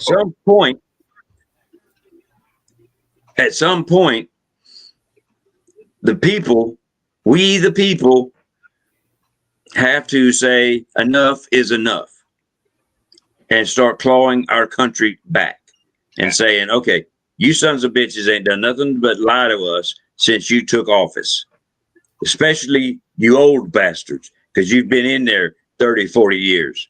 So you've got a track record of lying to our asses. Well, I'm going to make a statement with you. I'm going to make a statement and comment on why. Okay. Go ahead. Now, I'm going to join the AZA pack because the guy covered a lot of good things in there. Now, and I'm also going to say, and anybody can call me, disagree with me, but that because I say right. But even being a member of that does not make you anti-Semitic. It does not make you. And this people are going to throw that, and that's what they do. They're doing it for all these influencers. They're doing it for a reason. Okay, you can be for the Israeli people, but you don't have to be for their corrupt government like we have our corrupt government. Okay, exactly. People need to wake up to that.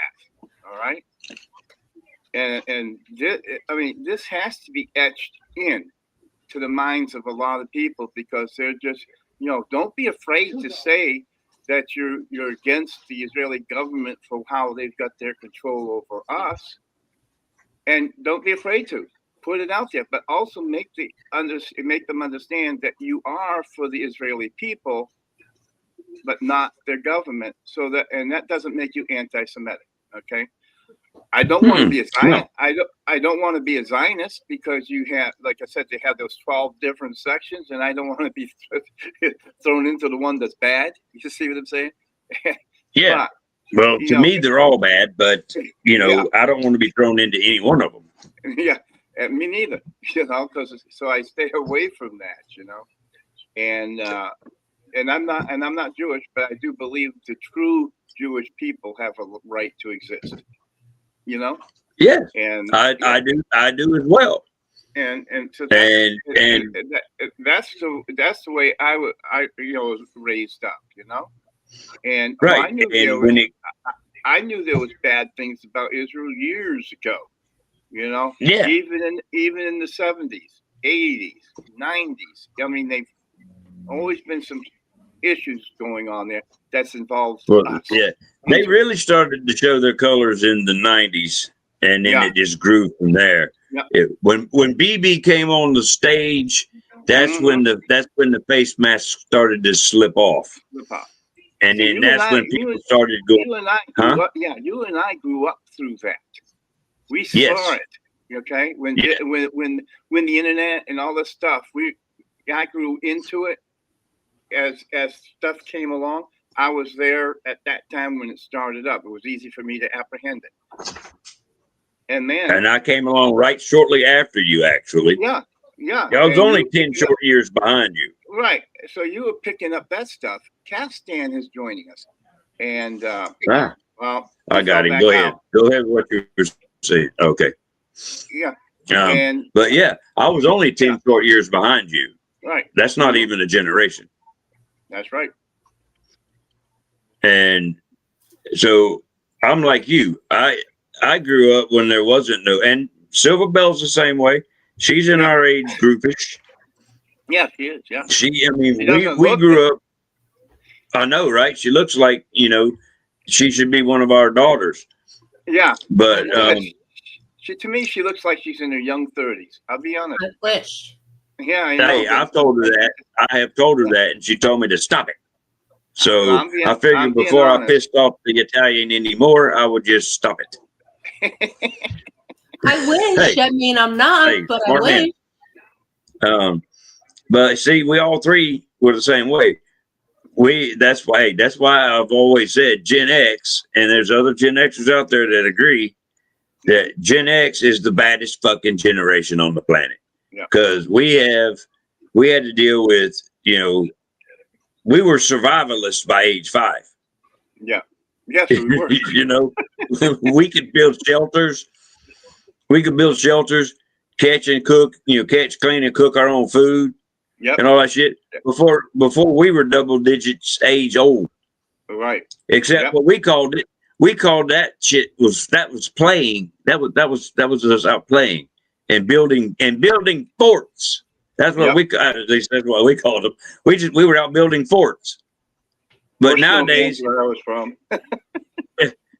right. But nowadays they call that shit survival skills. Yep. And and motherfuckers are writing books about it and shit. How to build a shelter. Motherfucker, I built that when I was a kid. We called it a fort.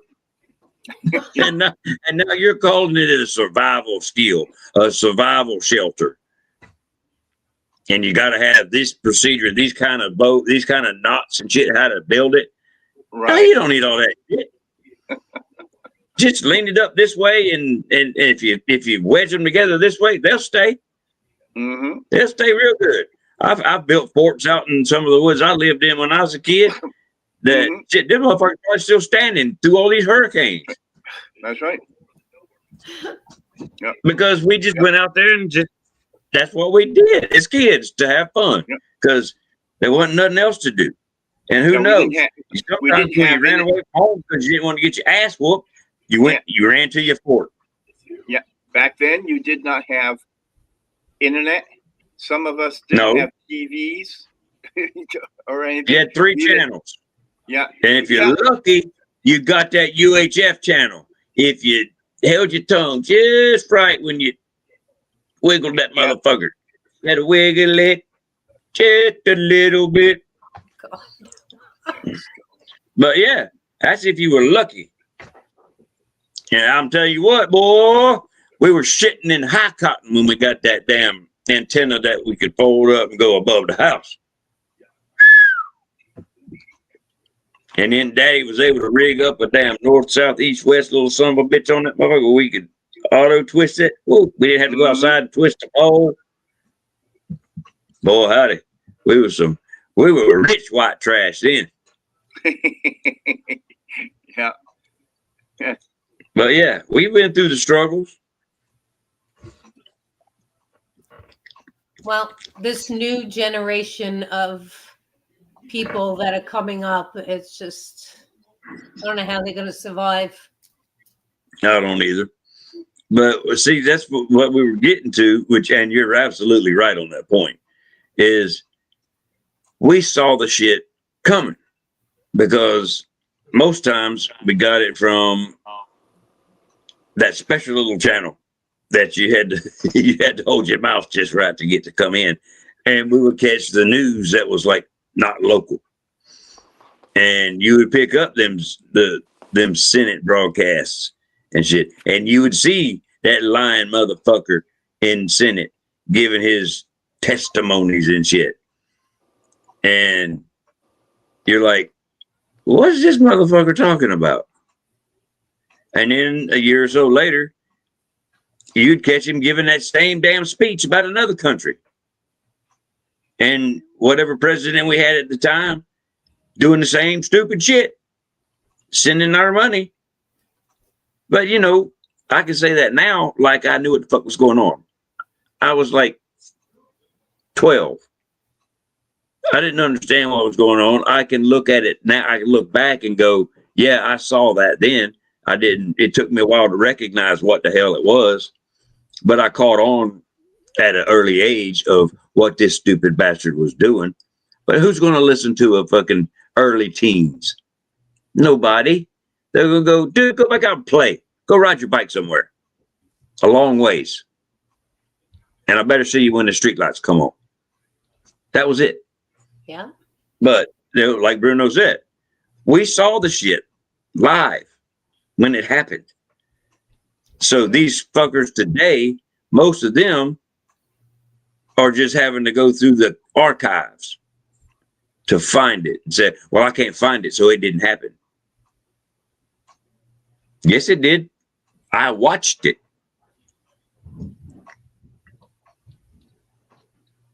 That's when they rewrite the history, so they actually remove some of the important archives that actually tell the truth, and they revise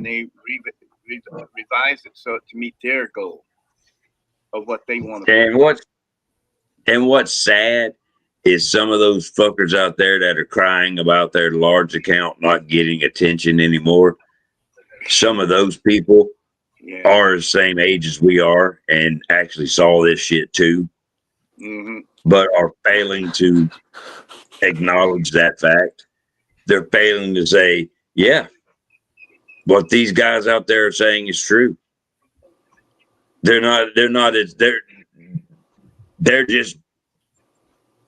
almost like cultists.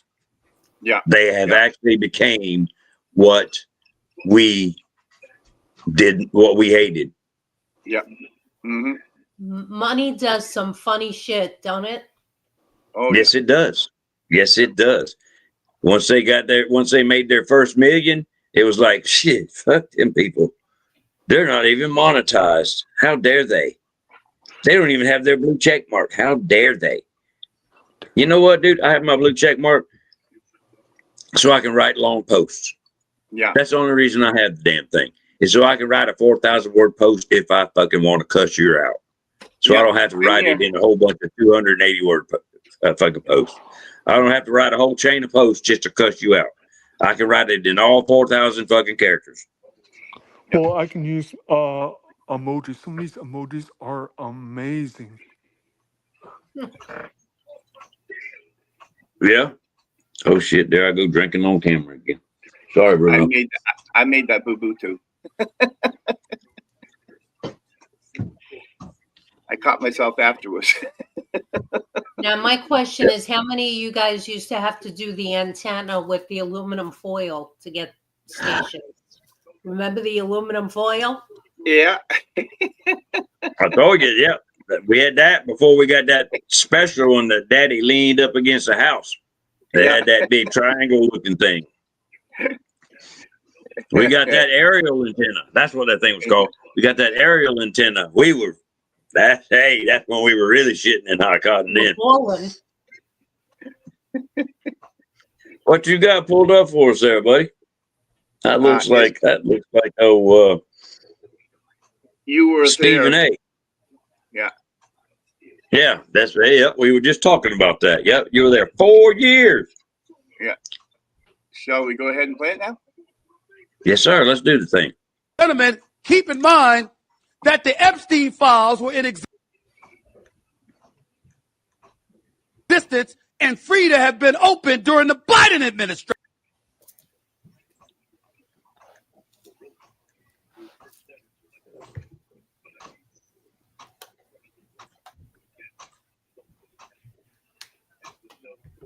Keep in mind that the Epstein files were in existence and free to have been opened during the Biden administration. You were there for 4 years. How come you didn't open it as a Democratic Party then? What am I missing? I'm not saying I know. It's a legitimate question. Maybe I don't remember the answer. Maybe my extraordinary producers should be able to help me during the commercial break. But from my understanding, the same files that were open or being open now with the 220 pages of documents or whatever it is, with various emails, that could have been done when Biden was in office. Well, why didn't you do it? If it's so important now. What were the Democrats doing at that particular moment in time? See? This is the kind of stuff that smells.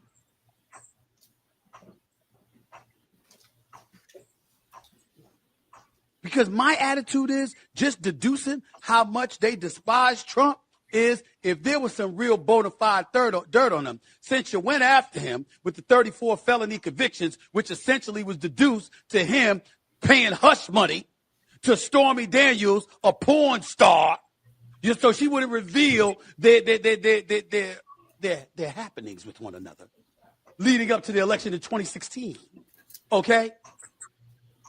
If you had something like that you were willing to parade him through the streets with, of course, if you had something on him about Epstein, you'd have let it go earlier to make sure he didn't become the 47th president. That's just my thinking from a logical perspective. But what do I know?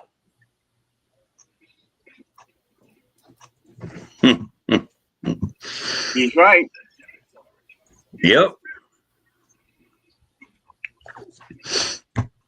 I say that all the time. If they had anything on Trump with that Epstein, it would have been out a long, long time ago. Let's be real. Right. They had to make Well, up. Trump didn't do anything wrong. Meanwhile, all this shit is happening across America. America needs to wake the fuck up and realize the wokeness that is going on in this country.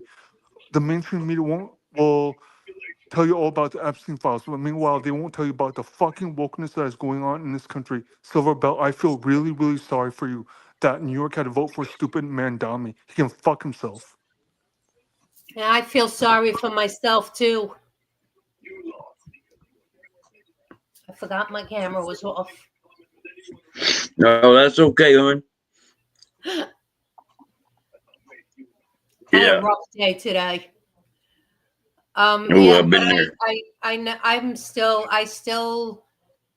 know he's not in office yet, so that's probably the only thing that hasn't set me off the deep end, but it's coming.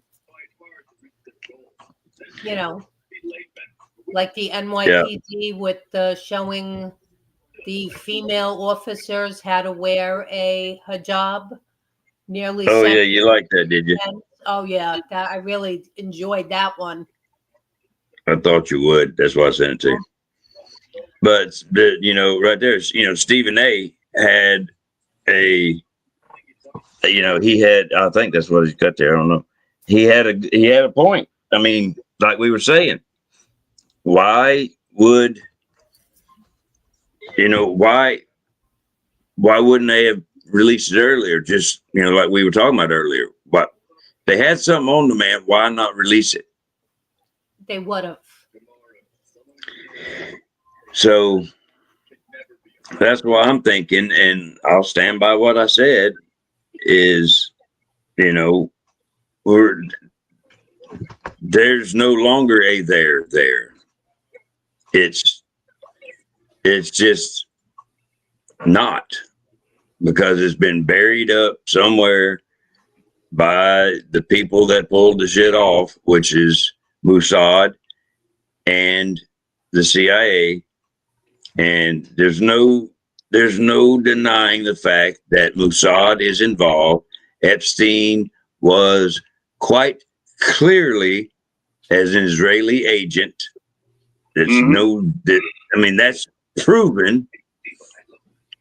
So that probably leads into why our government is as corrupt and controlled and bought out as it is, because all of that's tied in there, which is probably a good reason why both sides have been playing around with the files and not wanting anything released about Epstein, is because both sides are so fucking corrupt and controlled and hemmed up by that one person, which is, if he wasn't the main player above Israel, meaning that it's the other way around, that Israel and the United States work for him. There's nobody ever considered that.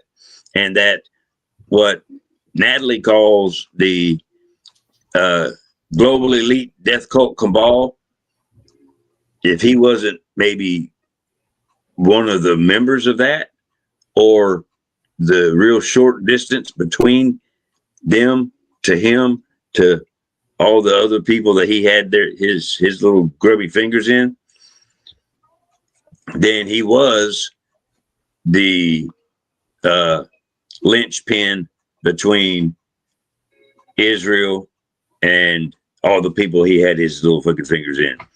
Meaning he was controlled by Israel, who in turn, he controlled all the people that Israel wanted to control, including us. Well, there's a lot of people controlling a lot of things. Oh yeah. Well, I mean, you just work. You can work up. There's just Epstein is a central figure. You just got to figure out where he falls in to do the linchpinning. He's either going to be linchpinning below Israel, meaning that puts Israel in charge of a lot of shit, which personally, that's where I believe he falls in. But that's just my own opinion. And then you could put him above Israel to where he's linchpinning for, again, Miss Natalie's. I'm gonna get it right where I can just flow it right off the tongue like she does.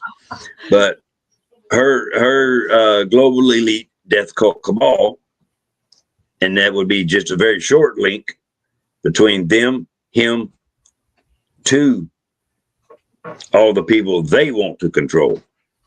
Which Israel, I'm still saying, would be high up on that ladder before the others, because they're some dirty bastards. Now, remember, people, I'm talking about the government of Israel, not the common people. Remember, we're talking governments here, not the common folks like you and I. Talking about the governments.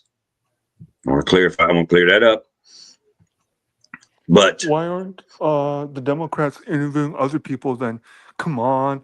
There's nothing to see here with the Epstein files. All of this is just blanket to really what is going on in this country. President Trump did not do anything wrong at all. They should interview Prince Andrew and all these people. All these people are so corrupt. They're all corrupt. All of them. Yeah. Including our beloved President Trump. He's got a few little skeletons in his closet somewhere. I'm not saying he's corrupt. Let me rephrase that. He's not corrupt, but he's got a few things that he probably don't want anybody to talk about. Not while he's where he's at. Because you can go look at the donors to his campaigns. AIPAC's right up there. He's taken, I think, what was it, 230 something million from them. So he's an AIPAC recipient. So he's not squeaky clean like he perceives to be, or he perceives to be. So let's not play stupid. We're not stupid people. I've said that before on the show, earlier in the show. We're not stupid people. So we all got skeletons from somewhere. I've got so fucking many. I got an extra house on some other property I own just to keep all my skeletons. They especially like Halloween because they can get out and stretch a leg. So if you got them, suck it up. Own them. Own them motherfuckers. You earned them. Own them. Because you can't hide them. They will come out eventually. They might not come out till you're dead and gone, but they will come out. I don't give a damn if your name is Netanyahu, Trump, Rothschild, or Kennedy. They're gonna come out. One day. It may be 500 years from now, but they'll come out. So ain't no sense in trying to hide them. You're a more honorable person if you just fucking own them. Fess up. They're not gonna. No, they're not. I know. Which therein lies the honor. There is none. There is no honor amongst thieves. Nope. Not at all. Well, you must have said whatever it was you were saying right on target, because Natalie said, good job, Gator. Yes, man. Good. Hey, how you doing, Miss Natalie? You want to come on board? You're more than welcome to. And thank you, ma'am, for that. But yes, that's what that, and that's just my thoughts on the Epstein, whatever, files, documents, flight logs, whatever. Name them what you wish. But that's just both sides are covering them up. Both sides are hiding them. Both sides have modified them since Epstein went to jail. I mean, he was in jail for a reason. They found him guilty for a reason. Ghislaine is still there. Why? Why is she still? Why? If there's nothing, if there's no there, then why is she still there? Yeah. True. If there was nothing to be found, if there's nothing there, why is she still doing time? Even if it is in a minimum security prison now, where she's getting all these perks and shit. It doesn't matter. It's still a prison. Why is she still there? There's a reason for that. She didn't keep her nose clean. Nope. Well, technically, he didn't either. He was coked up. Yeah. But hey, you, I guess you can't prosecute a dead man. No, not now. Ain't that right, Hillary?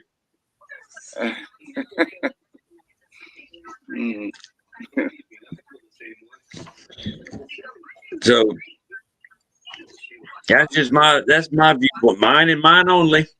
Unless they want to agree, they're more than happy to if they wish. But that's how I view this Epstein debacle bullshit. I can actually agree with that. Is they just Natalie, I agree with him again. is neither side wants it to really come out. They're just fucking showing out. The Democrats are they're just showing out.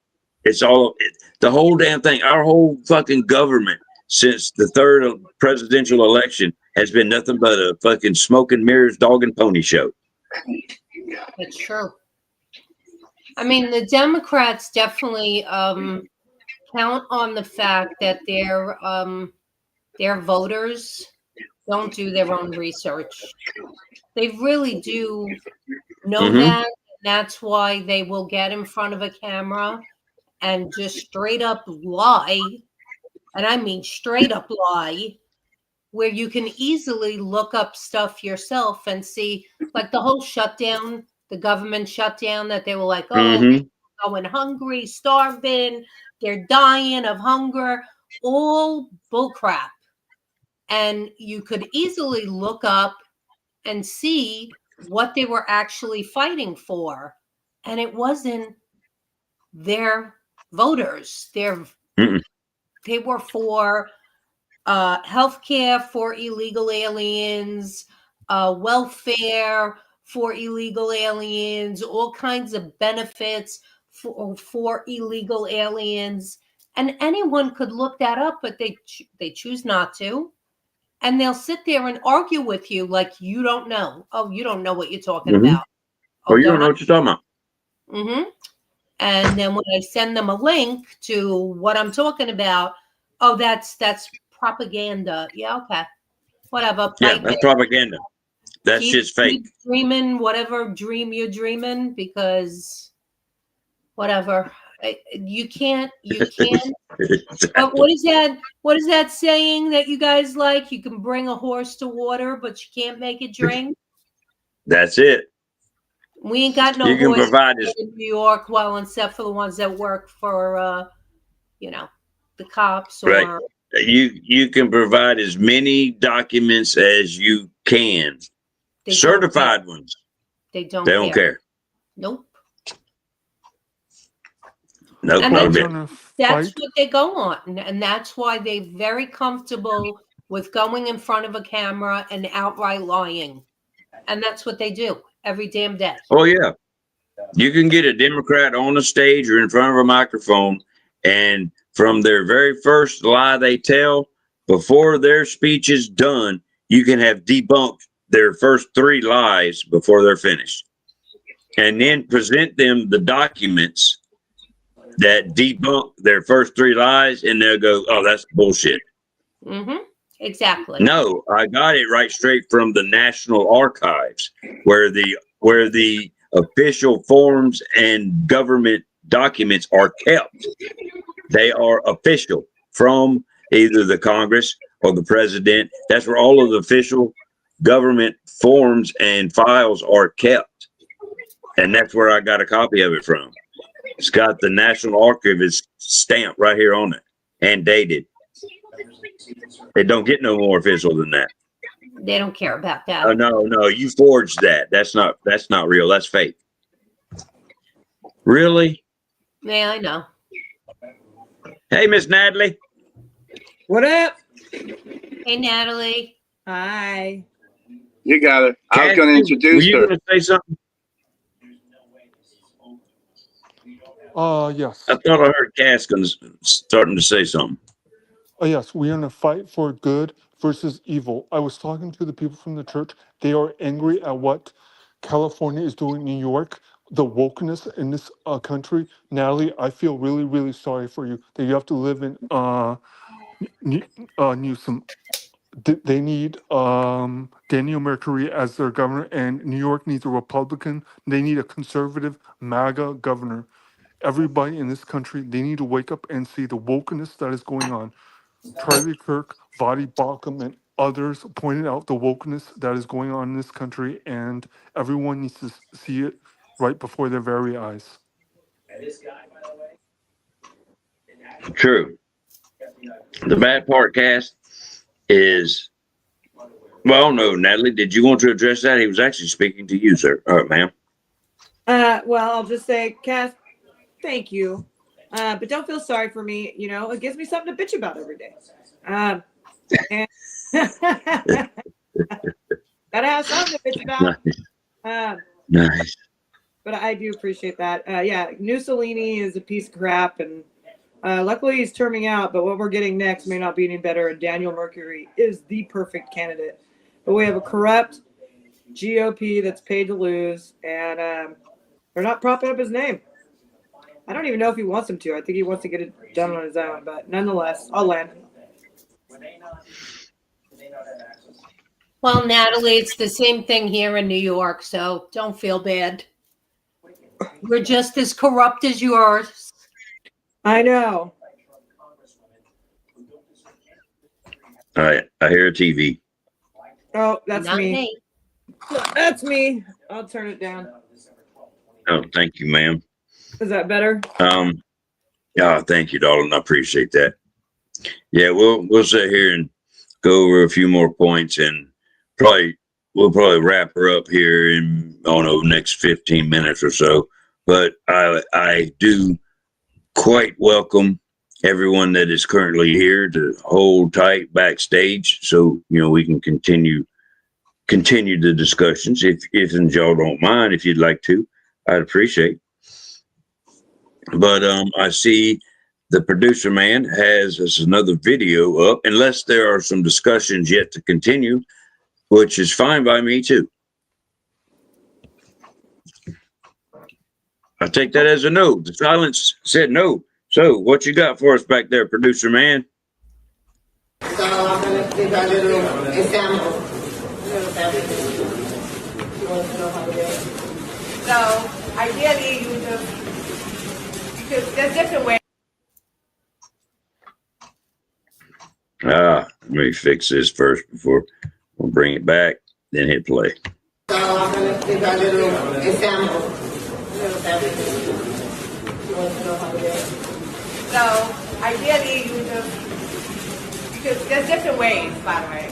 You fit it how you want to, but you can make one side short, one side long, right? And then you put it over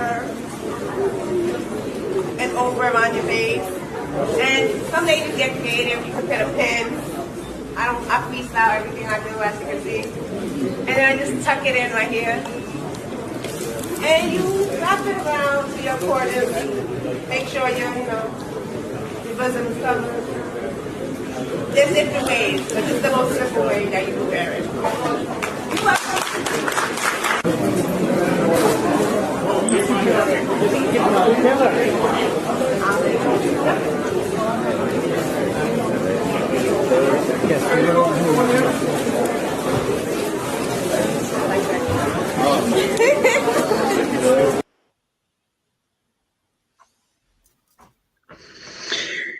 These son of bitches treating it like it's a fashion show.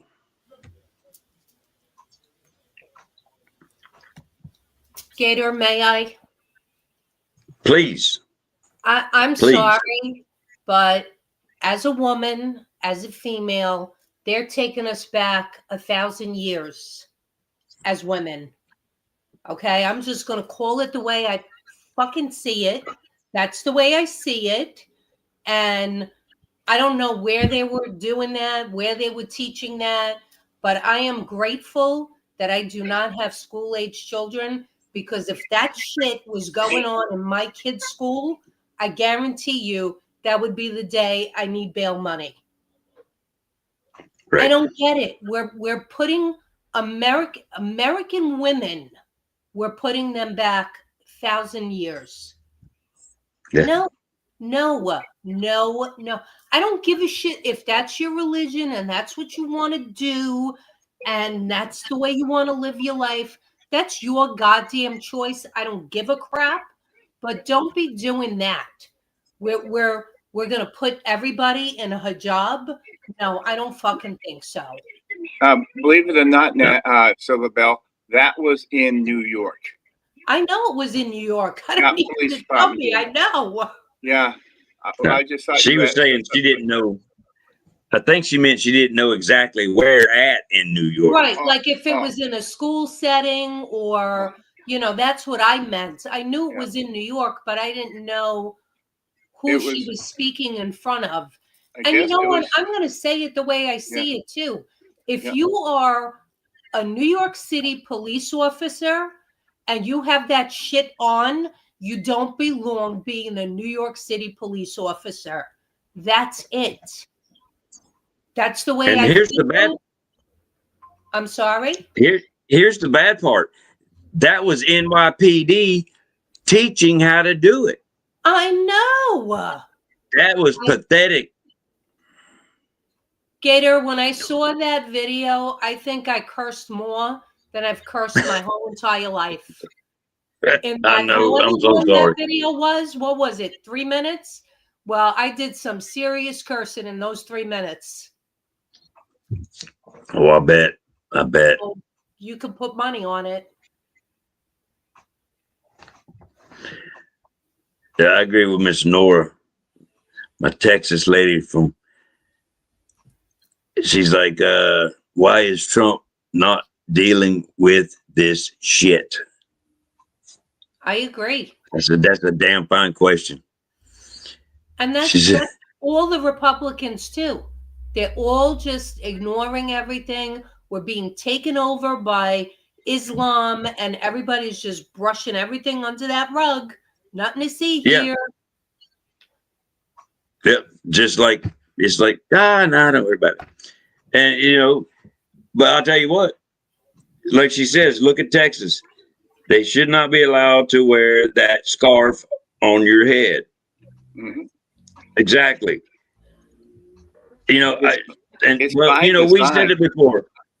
Yeah, we said it before. I mean, okay, if that's part of your religion, okay, we do offer in the First Amendment freedom of religion. That is part of the First Amendment. If that's part of your religion, then so be it. You wear it. Don't make our women wear it. If they don't want to wear that motherfucker, don't make them wear it. Don't shove it down our throats. It's part of your religion. We as Americans We have a First Amendment. We respect our Constitution and all the amendments that go with it. We will respect that. But we would prefer to respect it as you're on an airplane flying the fuck out of here. Facts. Well, they do. Now- They're trying to normalize it, wouldn't you say? Yes. Oh yeah, they're trying to normalize it because that's what they do. Their cult. I will not call it a fucking religion because it's a fucking cult. Their cult allows them. It's in their fucking cult rules. Allows them to lie to get along, as long as it furthers their cultism. So that's all they're doing is they're just lying to further their shit, to normalize. They're not assimilating. They're lying. They're pretending to assimilate by going, here, check this out. Here, look what, here, you want to try my hat on? Yeah. And eventually they'll get everybody wearing a black Stetson. Same concept.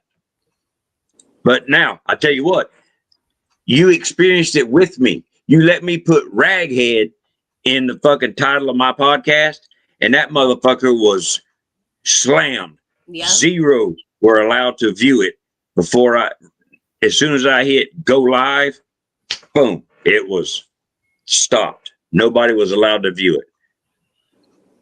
I Period. know, I remember.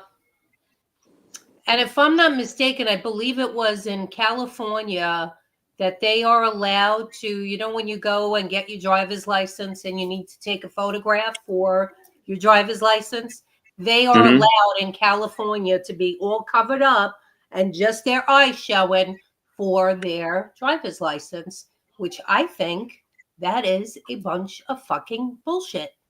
I'm sorry. It is. I don't know who the hell that is. I can't even wear my hat for any sort of an ID picture. Hell, when they do that facial recognition shit, when you're opening an account with your phone and shit, and they got that little oval in the center and it says, move closer, move further away, move closer, move further away. That shit that aggravates the fuck out of you. Yeah. I try it with my hat, but I just tip my hat back a little bit so they can get my whole face. Because I've got a forehead. I got a 6 head. I really don't have a forehead. And it doesn't ever fucking work until I take my hat completely off. And then I get green everywhere. The circle lights up green and everything. And it goes scanning. Gator, why are you using Ma'am. facial recognition at all? Honey, they've got my face on everything. I'm not worried about that shit. All right. Honestly, I was in the Navy, remember? I've been scanned, poked, prodded, fingerprinted. They probably got one of my stool samples still stuck somewhere in some office somewhere. Right, but it furthers the agenda. Gator, it's going to be on microfiche. It's on Yeah, microfiche. I've got shit literally on microfiche somewhere. No, I mean, really, there's nothing of mine that they haven't already gotten, honey. Okay. I swear to you. That's not why I'm saying it. I'm not furthering their agenda any at all because Yes, you are. they've already gotten everything they're going to get out of me. No, you are. Let me explain, please. Facial recognition, all that stuff. That's part of an ultimate agenda. What's happening right now is people jumping on board and complying with this stuff voluntarily. This is part of the normalization process you were just talking about. You know how China, you got to scan your faces to get in and out of everywhere, and this is the beginning of that. That's why I'm saying, just stay out of it entirely. It's not because they don't already know. I mean, shit, they could fucking see me through my window right now, probably. You know what I'm saying? Are you naked? My TV, they're looking at me through my computer, everything, my phone. So it's not about being worried about it. It's about don't comply with the normalization of this agenda, because that's what it is. They're normalizing it, and people are doing it voluntarily. We are volunteering to fucking communist our society. So anyway, just saying. I understand. Huh? We are volunteering to fuck ourselves over. That's what she's pretty much saying. Yep. Absolutely. And she's right. She's right. And I'm just an old cynical bastard. And but she is right. I mean, she is. And, you know, I'm still going to be an old cynical bastard, but I will try to take some heed in what she's saying. I'm not going to try to argue with what she's saying, but I don't see my ugly mug being scanned is going to further the agenda for the younger group. But I do see the point she is making, and she does make a good, valid point. Now, I do see that, and I recognize that, and I will agree with it and further what she says on for everyone else to pay attention to what she just said, because she did make a very valid point. So y'all make sure you take heed to what she just said. Don't listen to my old cynical ass just because I was dead serious when I said I probably still have a stool sample in some old medical closet somewhere, because it probably is. Probably in Charleston, since they fucking closed that base down in '94. But I'm just guessing. But Nora, they're locked and loaded down in Taos. Oh, I'm glad, Miss Nora in Texas. That reminded me. Well, since I said it like Tejas, that reminded me of Mexico. I was watching this old boy's video. He's an American, but he's from Mexico. And he was going on in his video about all the shit going on in Mexico. I did not say that video for us to provide for us, but he was talking about they are going fucking nuts in Mexico about this here president they got. And as I was looking into this president that they have and all the shit she's stirring, and of course she's owned by the cartels. They put her in the place, which is not unheard of for Mexico. But what is unheard of for Mexico is she's Jewish. Is now, she? Yes, she is. But to keep it even, she does not practice any religion. Because when I heard that, I was like, what the fuck? Her name is Scheinbaum. Really? Yes. Huh. Her grandparents were Jewish immigrants to Mexico. Her parents were non-practicing of any religion, and she took from them that same practice. So she's non-practicing, but that's what she says, but I can only take them at their word. So I will. But yeah, she is of Jewish descent. And of course, Scheinbaum should give it the fuck away. But yeah, she's pure D, fuck Jewish, both fraternal and maternal. You know what's crazy? I was very surprised when I heard that. I'm like, what? The president of Mexico? No way. So of course I had to look into that. And because that thing that picks up the words and picks up what they're saying and then puts the words at the bottom. This guy kept saying Scheinbaum, and that's what it would say at the bottom. Shine, S-H-I-N-E, bomb, B-O-O-M. I'm like, okay, no, something's up with that. So of course I had to go look, and it's actually spelled like Scheinbaum, like the Jewish name Scheinbaum. So I did some looking into her. Yeah, sure enough, she's Jewish. You know what's crazy? Non-denominational or non-practicing. But yes, ma'am. You know what's crazy about the whole situation? I mean, it was obvious to anyone that has a brain that she was installed. I mean, what were there, like 10 people murdered before her? And it makes it even more obvious because Mexico is like, predominantly Catholic, right? Nobody's going to vote for an LGBTQ person, and that's what she was. Not saying she was someone that transitioned or whatever, or was playing a game or lying to herself or whatever you want to. But I went and asked someone I work with who still has family in Mexico. They go and visit all the time. I'm like, what do you think of this? And she's kind of like the opposite of me when it comes to politics and stuff, which is why I asked her. I wanted to get her take. And she's like, oh no, she was definitely voted in. The people voted her in. And I'm like, are you kidding me? Are you fucking kidding me right now? You think they voted her in when the cartels have been controlling that country forever? And it's predominantly Catholic, and she's running around with a freaking rainbow flag, and you think that the people voted her in? That was a crazy conversation. No, And they did not. They are a very religious group. Well, and she also said people should not have been talking about Prop 50 without talking about Texas. So that'll just tell you a little bit where she's at. But anyway, oh jeez, I digress. Right? Okay. But no, I found that rather interesting, and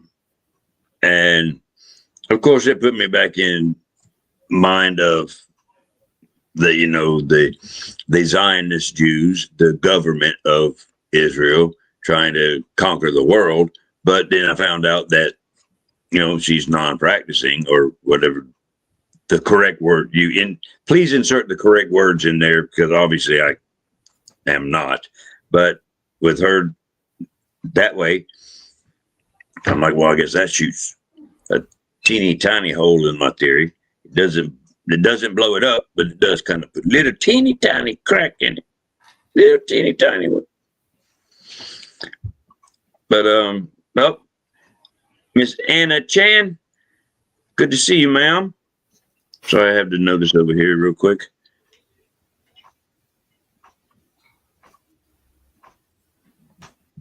And then Miss Nora there.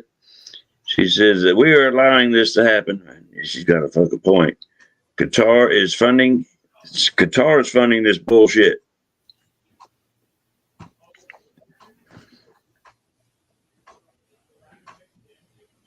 Yeah, and she's right. Trump has to know this crap's going on with Muslims.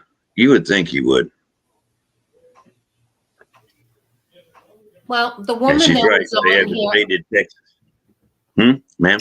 the woman that was on here earlier, I'm sorry, I do not remember her name. She was on Shell. What was it? Shell. Chelle. Shell. She was saying that he seems to be like sheltered from a lot of information, which is a little insane to me, but what do I know? Yeah. I thought she wasn't, but we heard it straight from her own mouth, which is kind of sad. She is from right around here in our neck of the woods, mine and Bruno's. I believe her. What she says about Trump being shielded, because and that may be the difference in the switch as to what he's doing. Because when she came up and said that his chief of staff is actually keeping everybody away from him, mostly they have to go through her first. That kind of opens up. Maybe that's why some of this crazy shit's going on. I remember during his campaign, because Susie Wiles also ran his campaign or was a big part of it. Alex Jones came on or did a show or did something saying, you can't get to Trump. You have to get through Susie Wiles. And Susie Wiles wanted a lot of people like Alex Jones to get to Trump. So I don't know nothing about her, but I'm actually kind of shocked, Gator, you didn't know that was the chief of staff. But yeah, apparently that's because she stays hidden. Yeah, she does stay hidden. I was going to say that too. You don't hear much about her. She's in the background. Which is a bad place for her to be. And it's good. I'm sorry, Natalie. What were you saying? You're fine. Yeah, we should really look into her background and everything. Yes.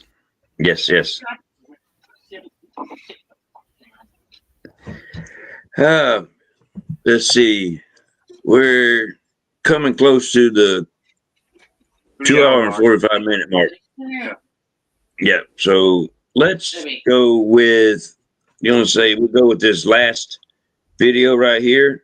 Oh, yeah. This is going to get you. This has nothing to do with Israel, but it does have to do with another money, gold digging fucking country. And you're going to really love this part. Go ahead there, Mr. Producer Man. I'll control the play and stop shit.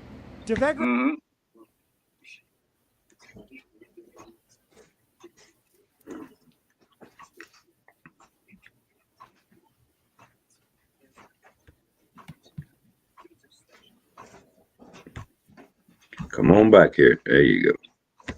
Scale has just closed in the heart of the American West. Devegra Ltd., a Cyprus-based company owned by Volodymyr Zelensky, has purchased the Pathfinder Ranches in Wyoming, a property so vast. It's bigger than the entire state of Rhode Island and over 4 times the size of New York City, at more than 916,000 acres. Pathfinder Ranches stretches across 4 Wyoming counties: Natrona, Carbon, Sweetwater, and Fremont. To put that in perspective, the fictional Dutton family's ranch in the hit TV series Yellowstone is said to span about 700,000 acres. So Zelensky gets billions of dollars from us, taxpayer money, and then becomes the 10th largest landowner in the United States through his offshore company, Devegra.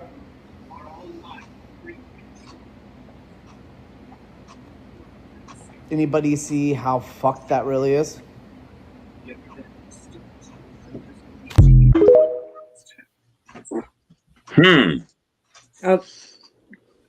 know, I wish it was a little longer, but yeah.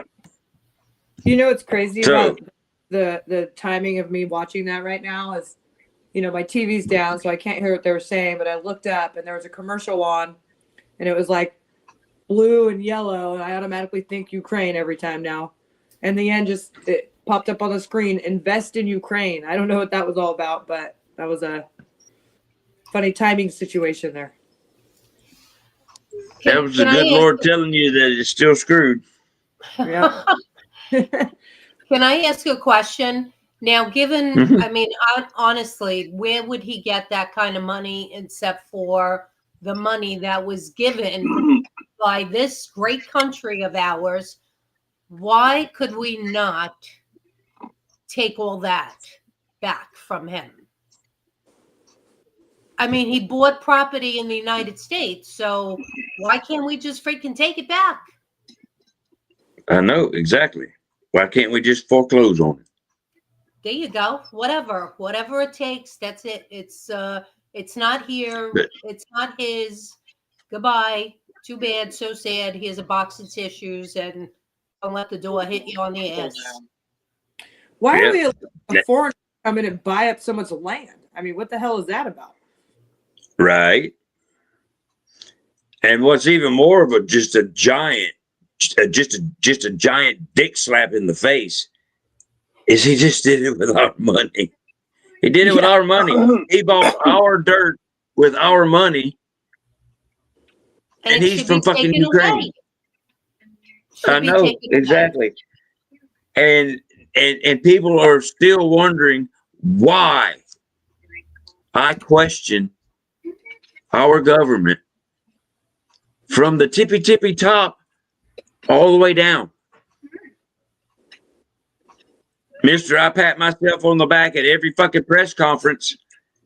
Can stop that shit. All the agencies in the executive branch which control that kind of shit. The Department of the Interior. What do they control? Oh, fuck, they control the Land Bureau. He can stop that shit. He can stop that sale from going through. All these foreign sales, they can stop from happening. But does he? No. Them are his buddies.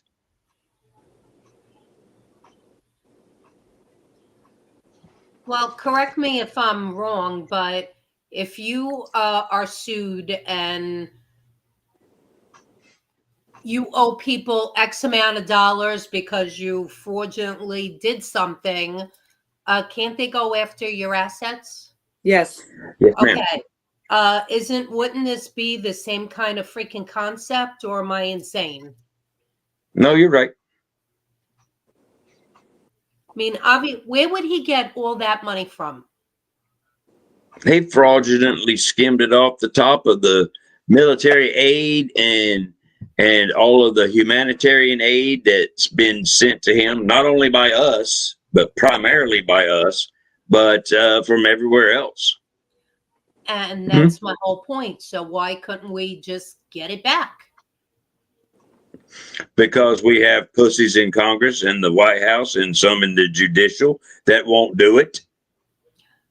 Well, yeah, that I could see that point, but I wonder what because we have warmongers in the Congress that are making money for the industrial for the fucking war machine.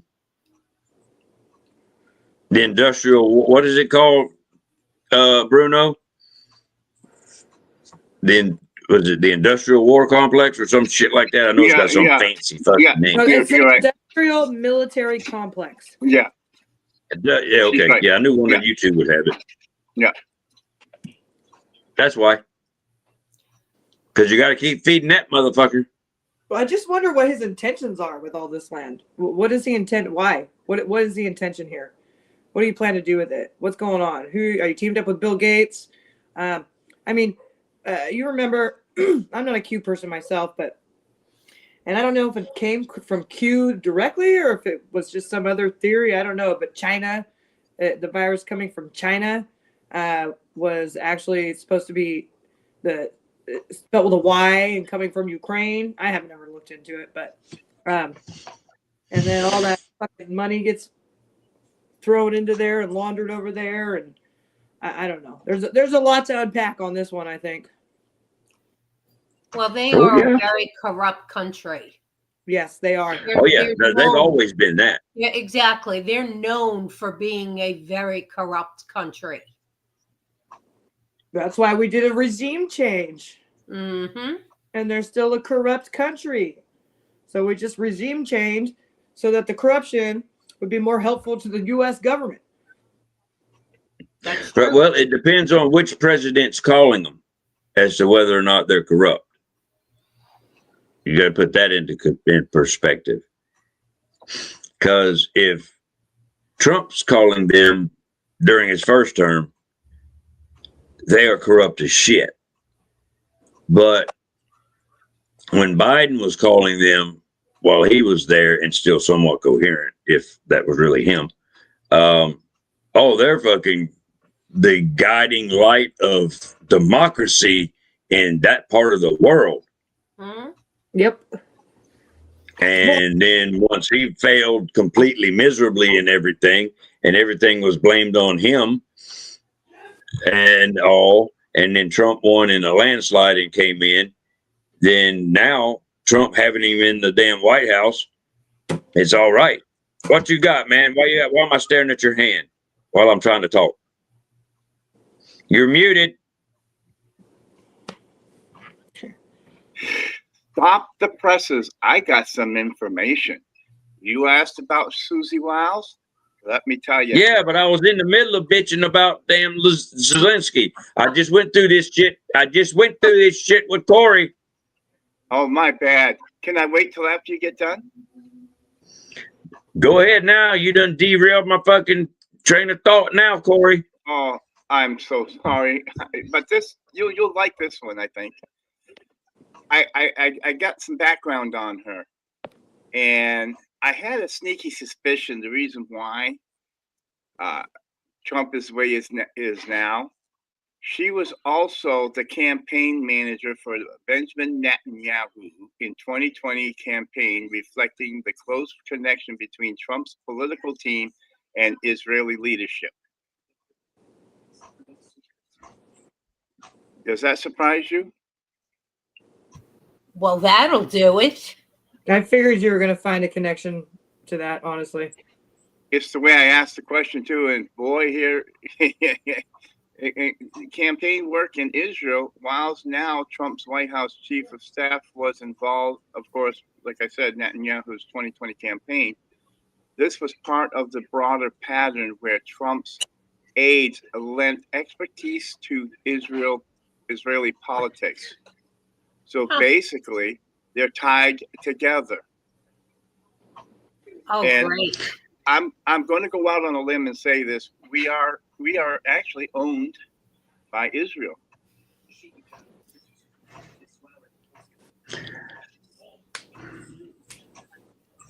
Boy, I can't believe I left Gator speechless. Sorry, Gator. No, well, yeah, but I want you to find that one because I wanted to do some research on it before we played it. I just uploaded it real quick. But please find that video that I uploaded just at the very short time before we went live. It says US-Israel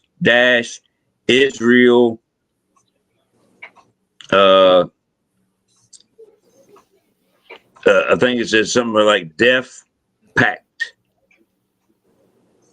Let me see what I can find. It's probably in the Dropbox. But while you're looking for it, I'm going to tell them real quickly a little intro to what this is. Now, y'all have heard me talk about why we have been incessantly sending money every month or annually, however you wish to look at it, to Israel. And it's because of this memorandum of understanding.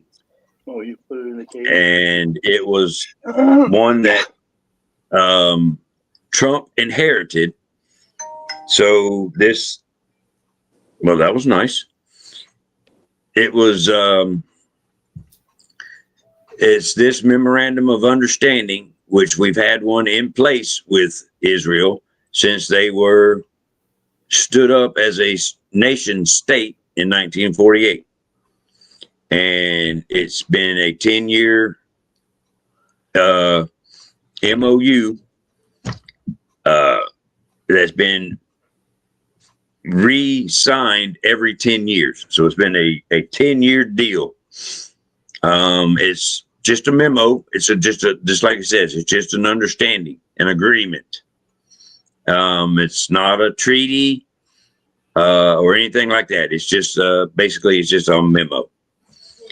And it's gone through every president who has fallen on to renegotiate if that president is in office at that 10-year mark or at the renegotiation mark. For example, Obama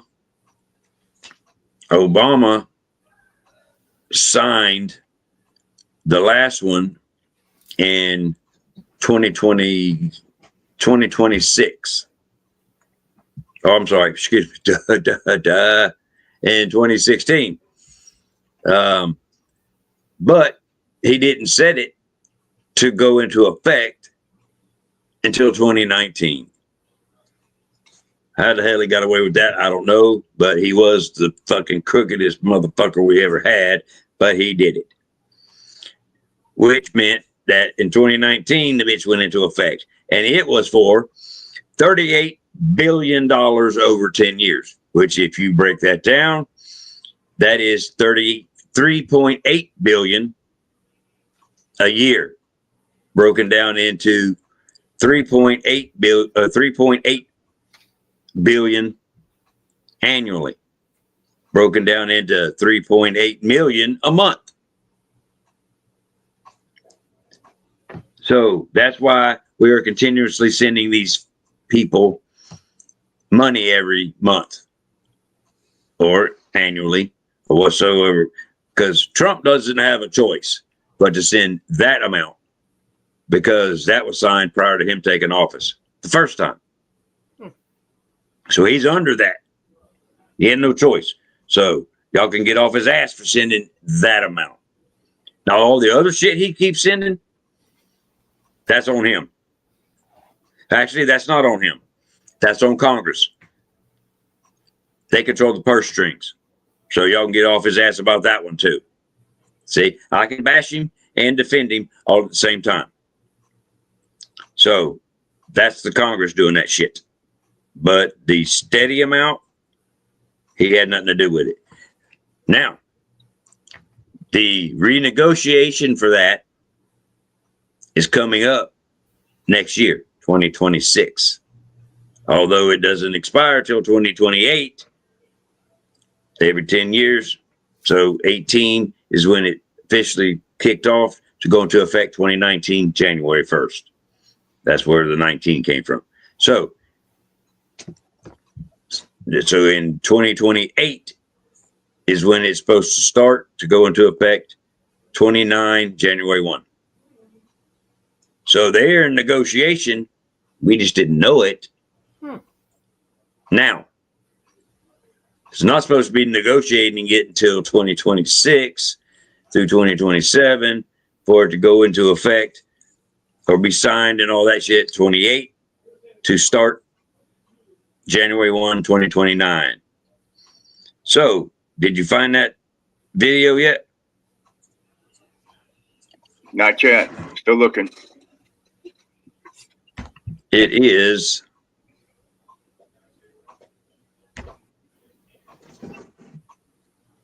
I know I sent it. Cujo, would you stop it?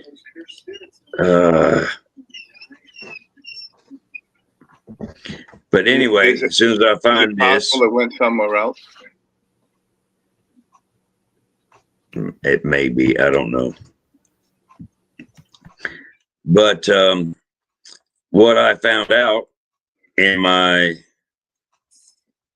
searching around is that apparently they have already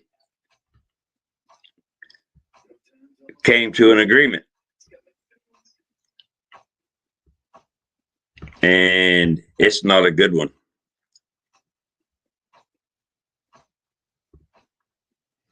I just got to find it because I want to play it for you. Because in short, it is a 20-year, I think it's a 20-year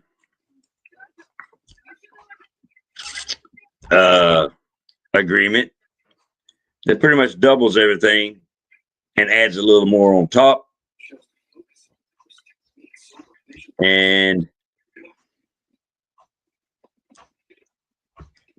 pretty much screws us all up. I've got two here. I got two here, David. I got two here. One that says Israel influencers and money to Israel. No. Okay. Well, I have a question.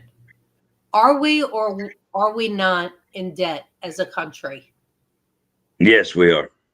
So then why are we giving billions of dollars away? We're borrowing money to give to other people. Is that what we're freaking doing? Correct. Nice. Yes. Stop looking, Bruno. It didn't upload. There's a good reason why I didn't find it. Yes, sir. Imagine running your household like that.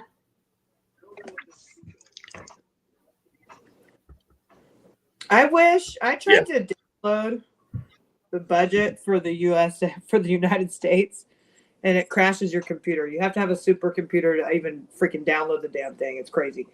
Because I wanted to go through it row by row and send it to my congressman and be like, slash all of this shit now.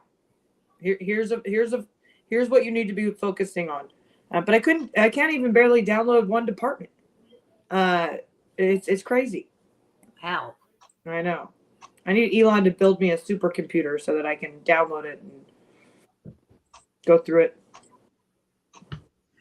But I mean, no one Not one of us could get away with doing shit like that. Am I correct? I couldn't go out and just spend and not have the income coming in to afford to pay that, correct? Correct. So then why are we doing that as a country? We're selling out our children, our grandchildren, our great grandchildren, and we could just keep going down the freaking line at this point. Right. That's insane. That's why I was like, dude, Trump, do not send me $2,000, okay? $2,000 to millions of people is money that can pay down the freaking debt. At the same time, Congress just keeps spending like maniacs. And I will say, this has always been my biggest criticism of Trump is he doesn't help with that. He spends too. And even in his first term, Yes. fuck, I wish he was more fiscally conservative. And so they just they can't stop themselves. I don't understand it. We need fiscally conservative. We need people in there that like still use fucking check registers and have a budget and are freaks about it. That's what we need. We need complete and total mathematician freaks in Congress. I agree. Not lawyers, CPAs, damn it. Well, I'm sorry, ladies and gentlemen, that we did not have that clip about this new chain that we wrapped around our throats to help us get further owned and in debt to Israel. I will make sure that I have that located. I have it somewhere. That's on me to find it again. But I'll make sure that I have it hopefully by tomorrow night for tomorrow night's show. And we will continue a show on after we're going to have the show early tomorrow to live stream Anthony Hudson, our gubernatorial candidate for Michigan. He's going to be going down to Dearborn, Michigan, where all the, yes, I'm about to say it, where all them fucking ragheads are. And he's going to do a little walk about town and just see what's going on, as a good leader should do. Now, I was in a space yesterday with one of his, when I say his, one of Anthony's people, and I'm going to call it as a misspoke because I know Anthony. I know Anthony personally. And the gentleman, I'm not going to say his name and embarrass him, but the gentleman that was in the space, when I say space, it was an X space, when he was, advertising the event, which he should do for Anthony, he misspoke and called it a peaceful protest. That's not what this is. It's not a protest in any manner, peaceful or otherwise. Anthony is not a protester. Anthony is a very great candidate and soon to be next governor of Michigan. He is simply going down there to assess the situation that Dearborn is in. Now, yes, he has taken with him a security detail, as anyone of our particular shade of skin would do, going down into that den of fucking vipers. Can't blame him for that. Oh. But he's not going down there to start shit. But he is going down there to protect himself for shit getting started. So I just wanted to clear that up for my friend and endorsed candidate, Mr. Anthony Hudson, for governor in the state of Michigan. So we hope to have, we're ready on our end. So we hope to be in touch with Anthony and his crew tomorrow to get the live stream set up. And we will be live streaming his walk through downtown Dearborn, Michigan. Tomorrow, his walk starts at 4 p.m. Eastern time. They are in the same time zone that we are here in the great state of God's country, Florida. And we will be live streaming his walk. And I hope you guys are able to come back and catch us with that. We'll be advertising it early with a flyer to let everybody know that we're going to be doing that. And I believe that's what tomorrow's show is going to be about, at least the first part of it.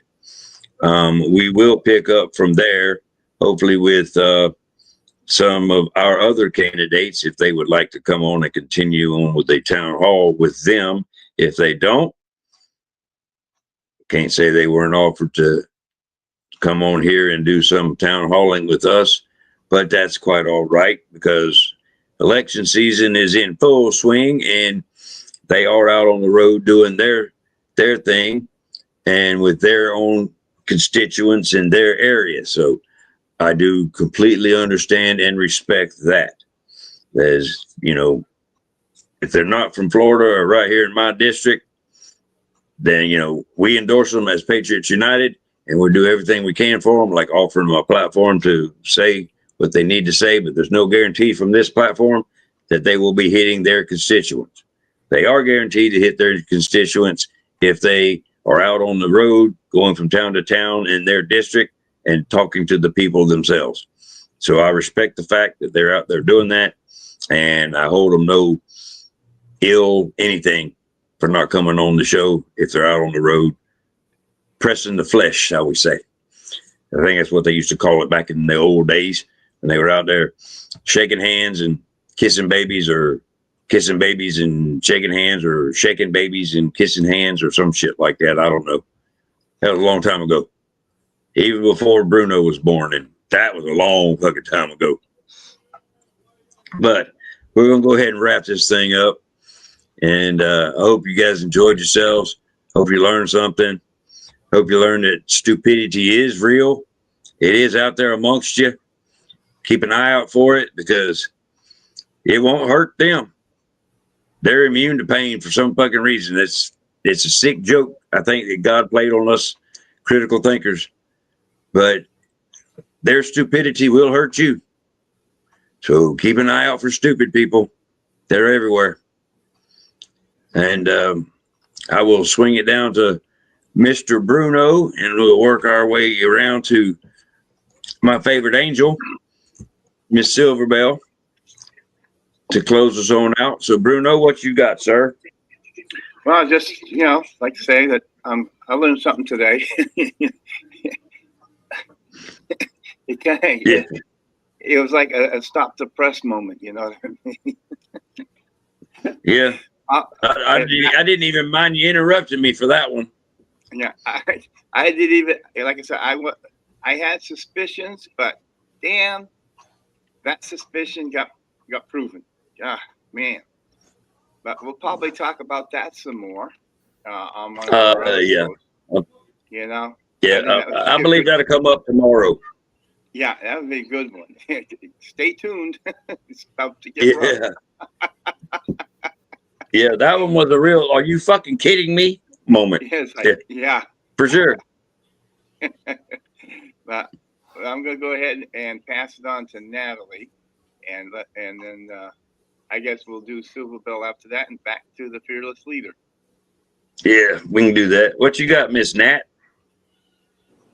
Good night, everybody. Thank you for coming in and joining us tonight. And I hope everybody has a beautiful day tomorrow and a beautiful rest of your night. Thank you, ma'am. Miss Brooklyn Angel, what do you have for us? I'm sorry that I was like off my game tonight, but I did try. I really was. I was so frazzled. But anyway, I'm always glad to be here. You know that. I always enjoy being here. And thanks for having me here. Oh, I love you here. You're right where everything finally fell into place. And thank you for being here through thick and thin, even through cold. You're a trooper, and I love you for it. And thank you for always being there. I do appreciate it. We want to thank God for bringing her to us. Yes, Yes, and things are actually, thanks to him, things are actually coming together for us all. And I've seen Bruno working on a little side project. I called him, and I like it. I think it's for them two ladies right there, actually. What was it? What did I see it called? I'm gonna sneak it out there real quick on the sly. Was it Two Bitches Bitching or something like that? Did I spoil your surprise? I remember talking about doing that. Yes. Yeah. So I was setting up a a podcast room for you.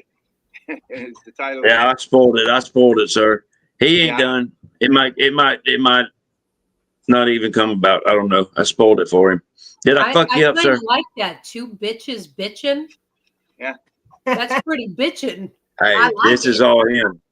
As I've always said, and since it has come back to me for the last closing words, I will always do like I have, and I will bless those that are around me because they have blessed me for having the opportunity to do this, and that is these three people right here. Miss Natalie, she keeps me pissed off. No, she keeps me on my toes. That's for damn sure. But Miss Silverbell, she keeps me in line, and I think we have started to mesh very well since the first time we went at this. We're getting better and better at it, darling, and I think we are making ourselves one hell of a team to be fucked with. And I thank you for always being there and helping us out with this. I honestly, I can't see this show with anyone else but you. I think between the two of us, we make this thing. And if it wasn't for old Bruno down there, this whole damn thing wouldn't even function, because Bruno does some amazing shit. He figures out some amazing shit. Yeah. You do know, in order to get rid of me, you'd have to kill me. I got guns, but I don't want to kill you, because if you died, this whole damn thing, organization and all, would just go to shit. Because then they're forced to rely on my tech savvy, and it's not as savvy as yours. I got some savvy, but it's nowhere near your level. Because I don't plan But on I do leaving thank you, sir. anytime soon. And I appreciate that, sir. I appreciate you being here as long as you have, which is pretty much from the very beginning. Yeah. You've always been there, and I thank you for continuing to be there and doing everything that you do, from this podcast, well, from all the podcasts, the website, and any other little special shit that comes out of this fucked up brain. You seem to somehow either make it work or come up with some extremely good damn reason why it can't work. And that is few and far between, actually. So thank each and every one of you for that. I appreciate it. So with that, I think we will be running strong for a lot longer, many more years longer, I hope. And I said all that so all of you out there that are watching and listening can know that this is not just me that does this. I'm just the I'm the prettiest one on here, and it's hard to do, but I managed to pull it off, and you know, I do it for them because they can't, so I do it for them, and so I do my part, and I talk a lot of shit. They can't, so I do my part in that too. So it's a team effort. So I pull my part off, and they pull their part off, and we're going to continue working this thing as a team, and hopefully bring y'all a lot of information, a lot more laughs, and definitely a whole lot more bullshit that we call people out on. And with that, I will tell y'all good night, God bless, and we'll see you tomorrow. Good night, world. Peace out. See ya. A man who stays silent after being disrespected is the one you should truly fear. Silence isn't weakness, it's control, it's patience, it's power. While others react in anger, he observes, he calculates, He waits, because he knows that reckless words serve no purpose. But silence allows him to move with precision. He doesn't need to prove anything. His actions will do that when the time is right. People mistake quiet for surrender, but in reality, it's the ultimate display of strength. Respect isn't demanded, it's earned. And those who underestimate a silent man often live to regret it. The strongest person in the room isn't the loudest. It's the one who doesn't react out of impulse, but responds with purpose. So if you ever cross paths with someone who chooses silence over outbursts, be careful, because when they move with intent.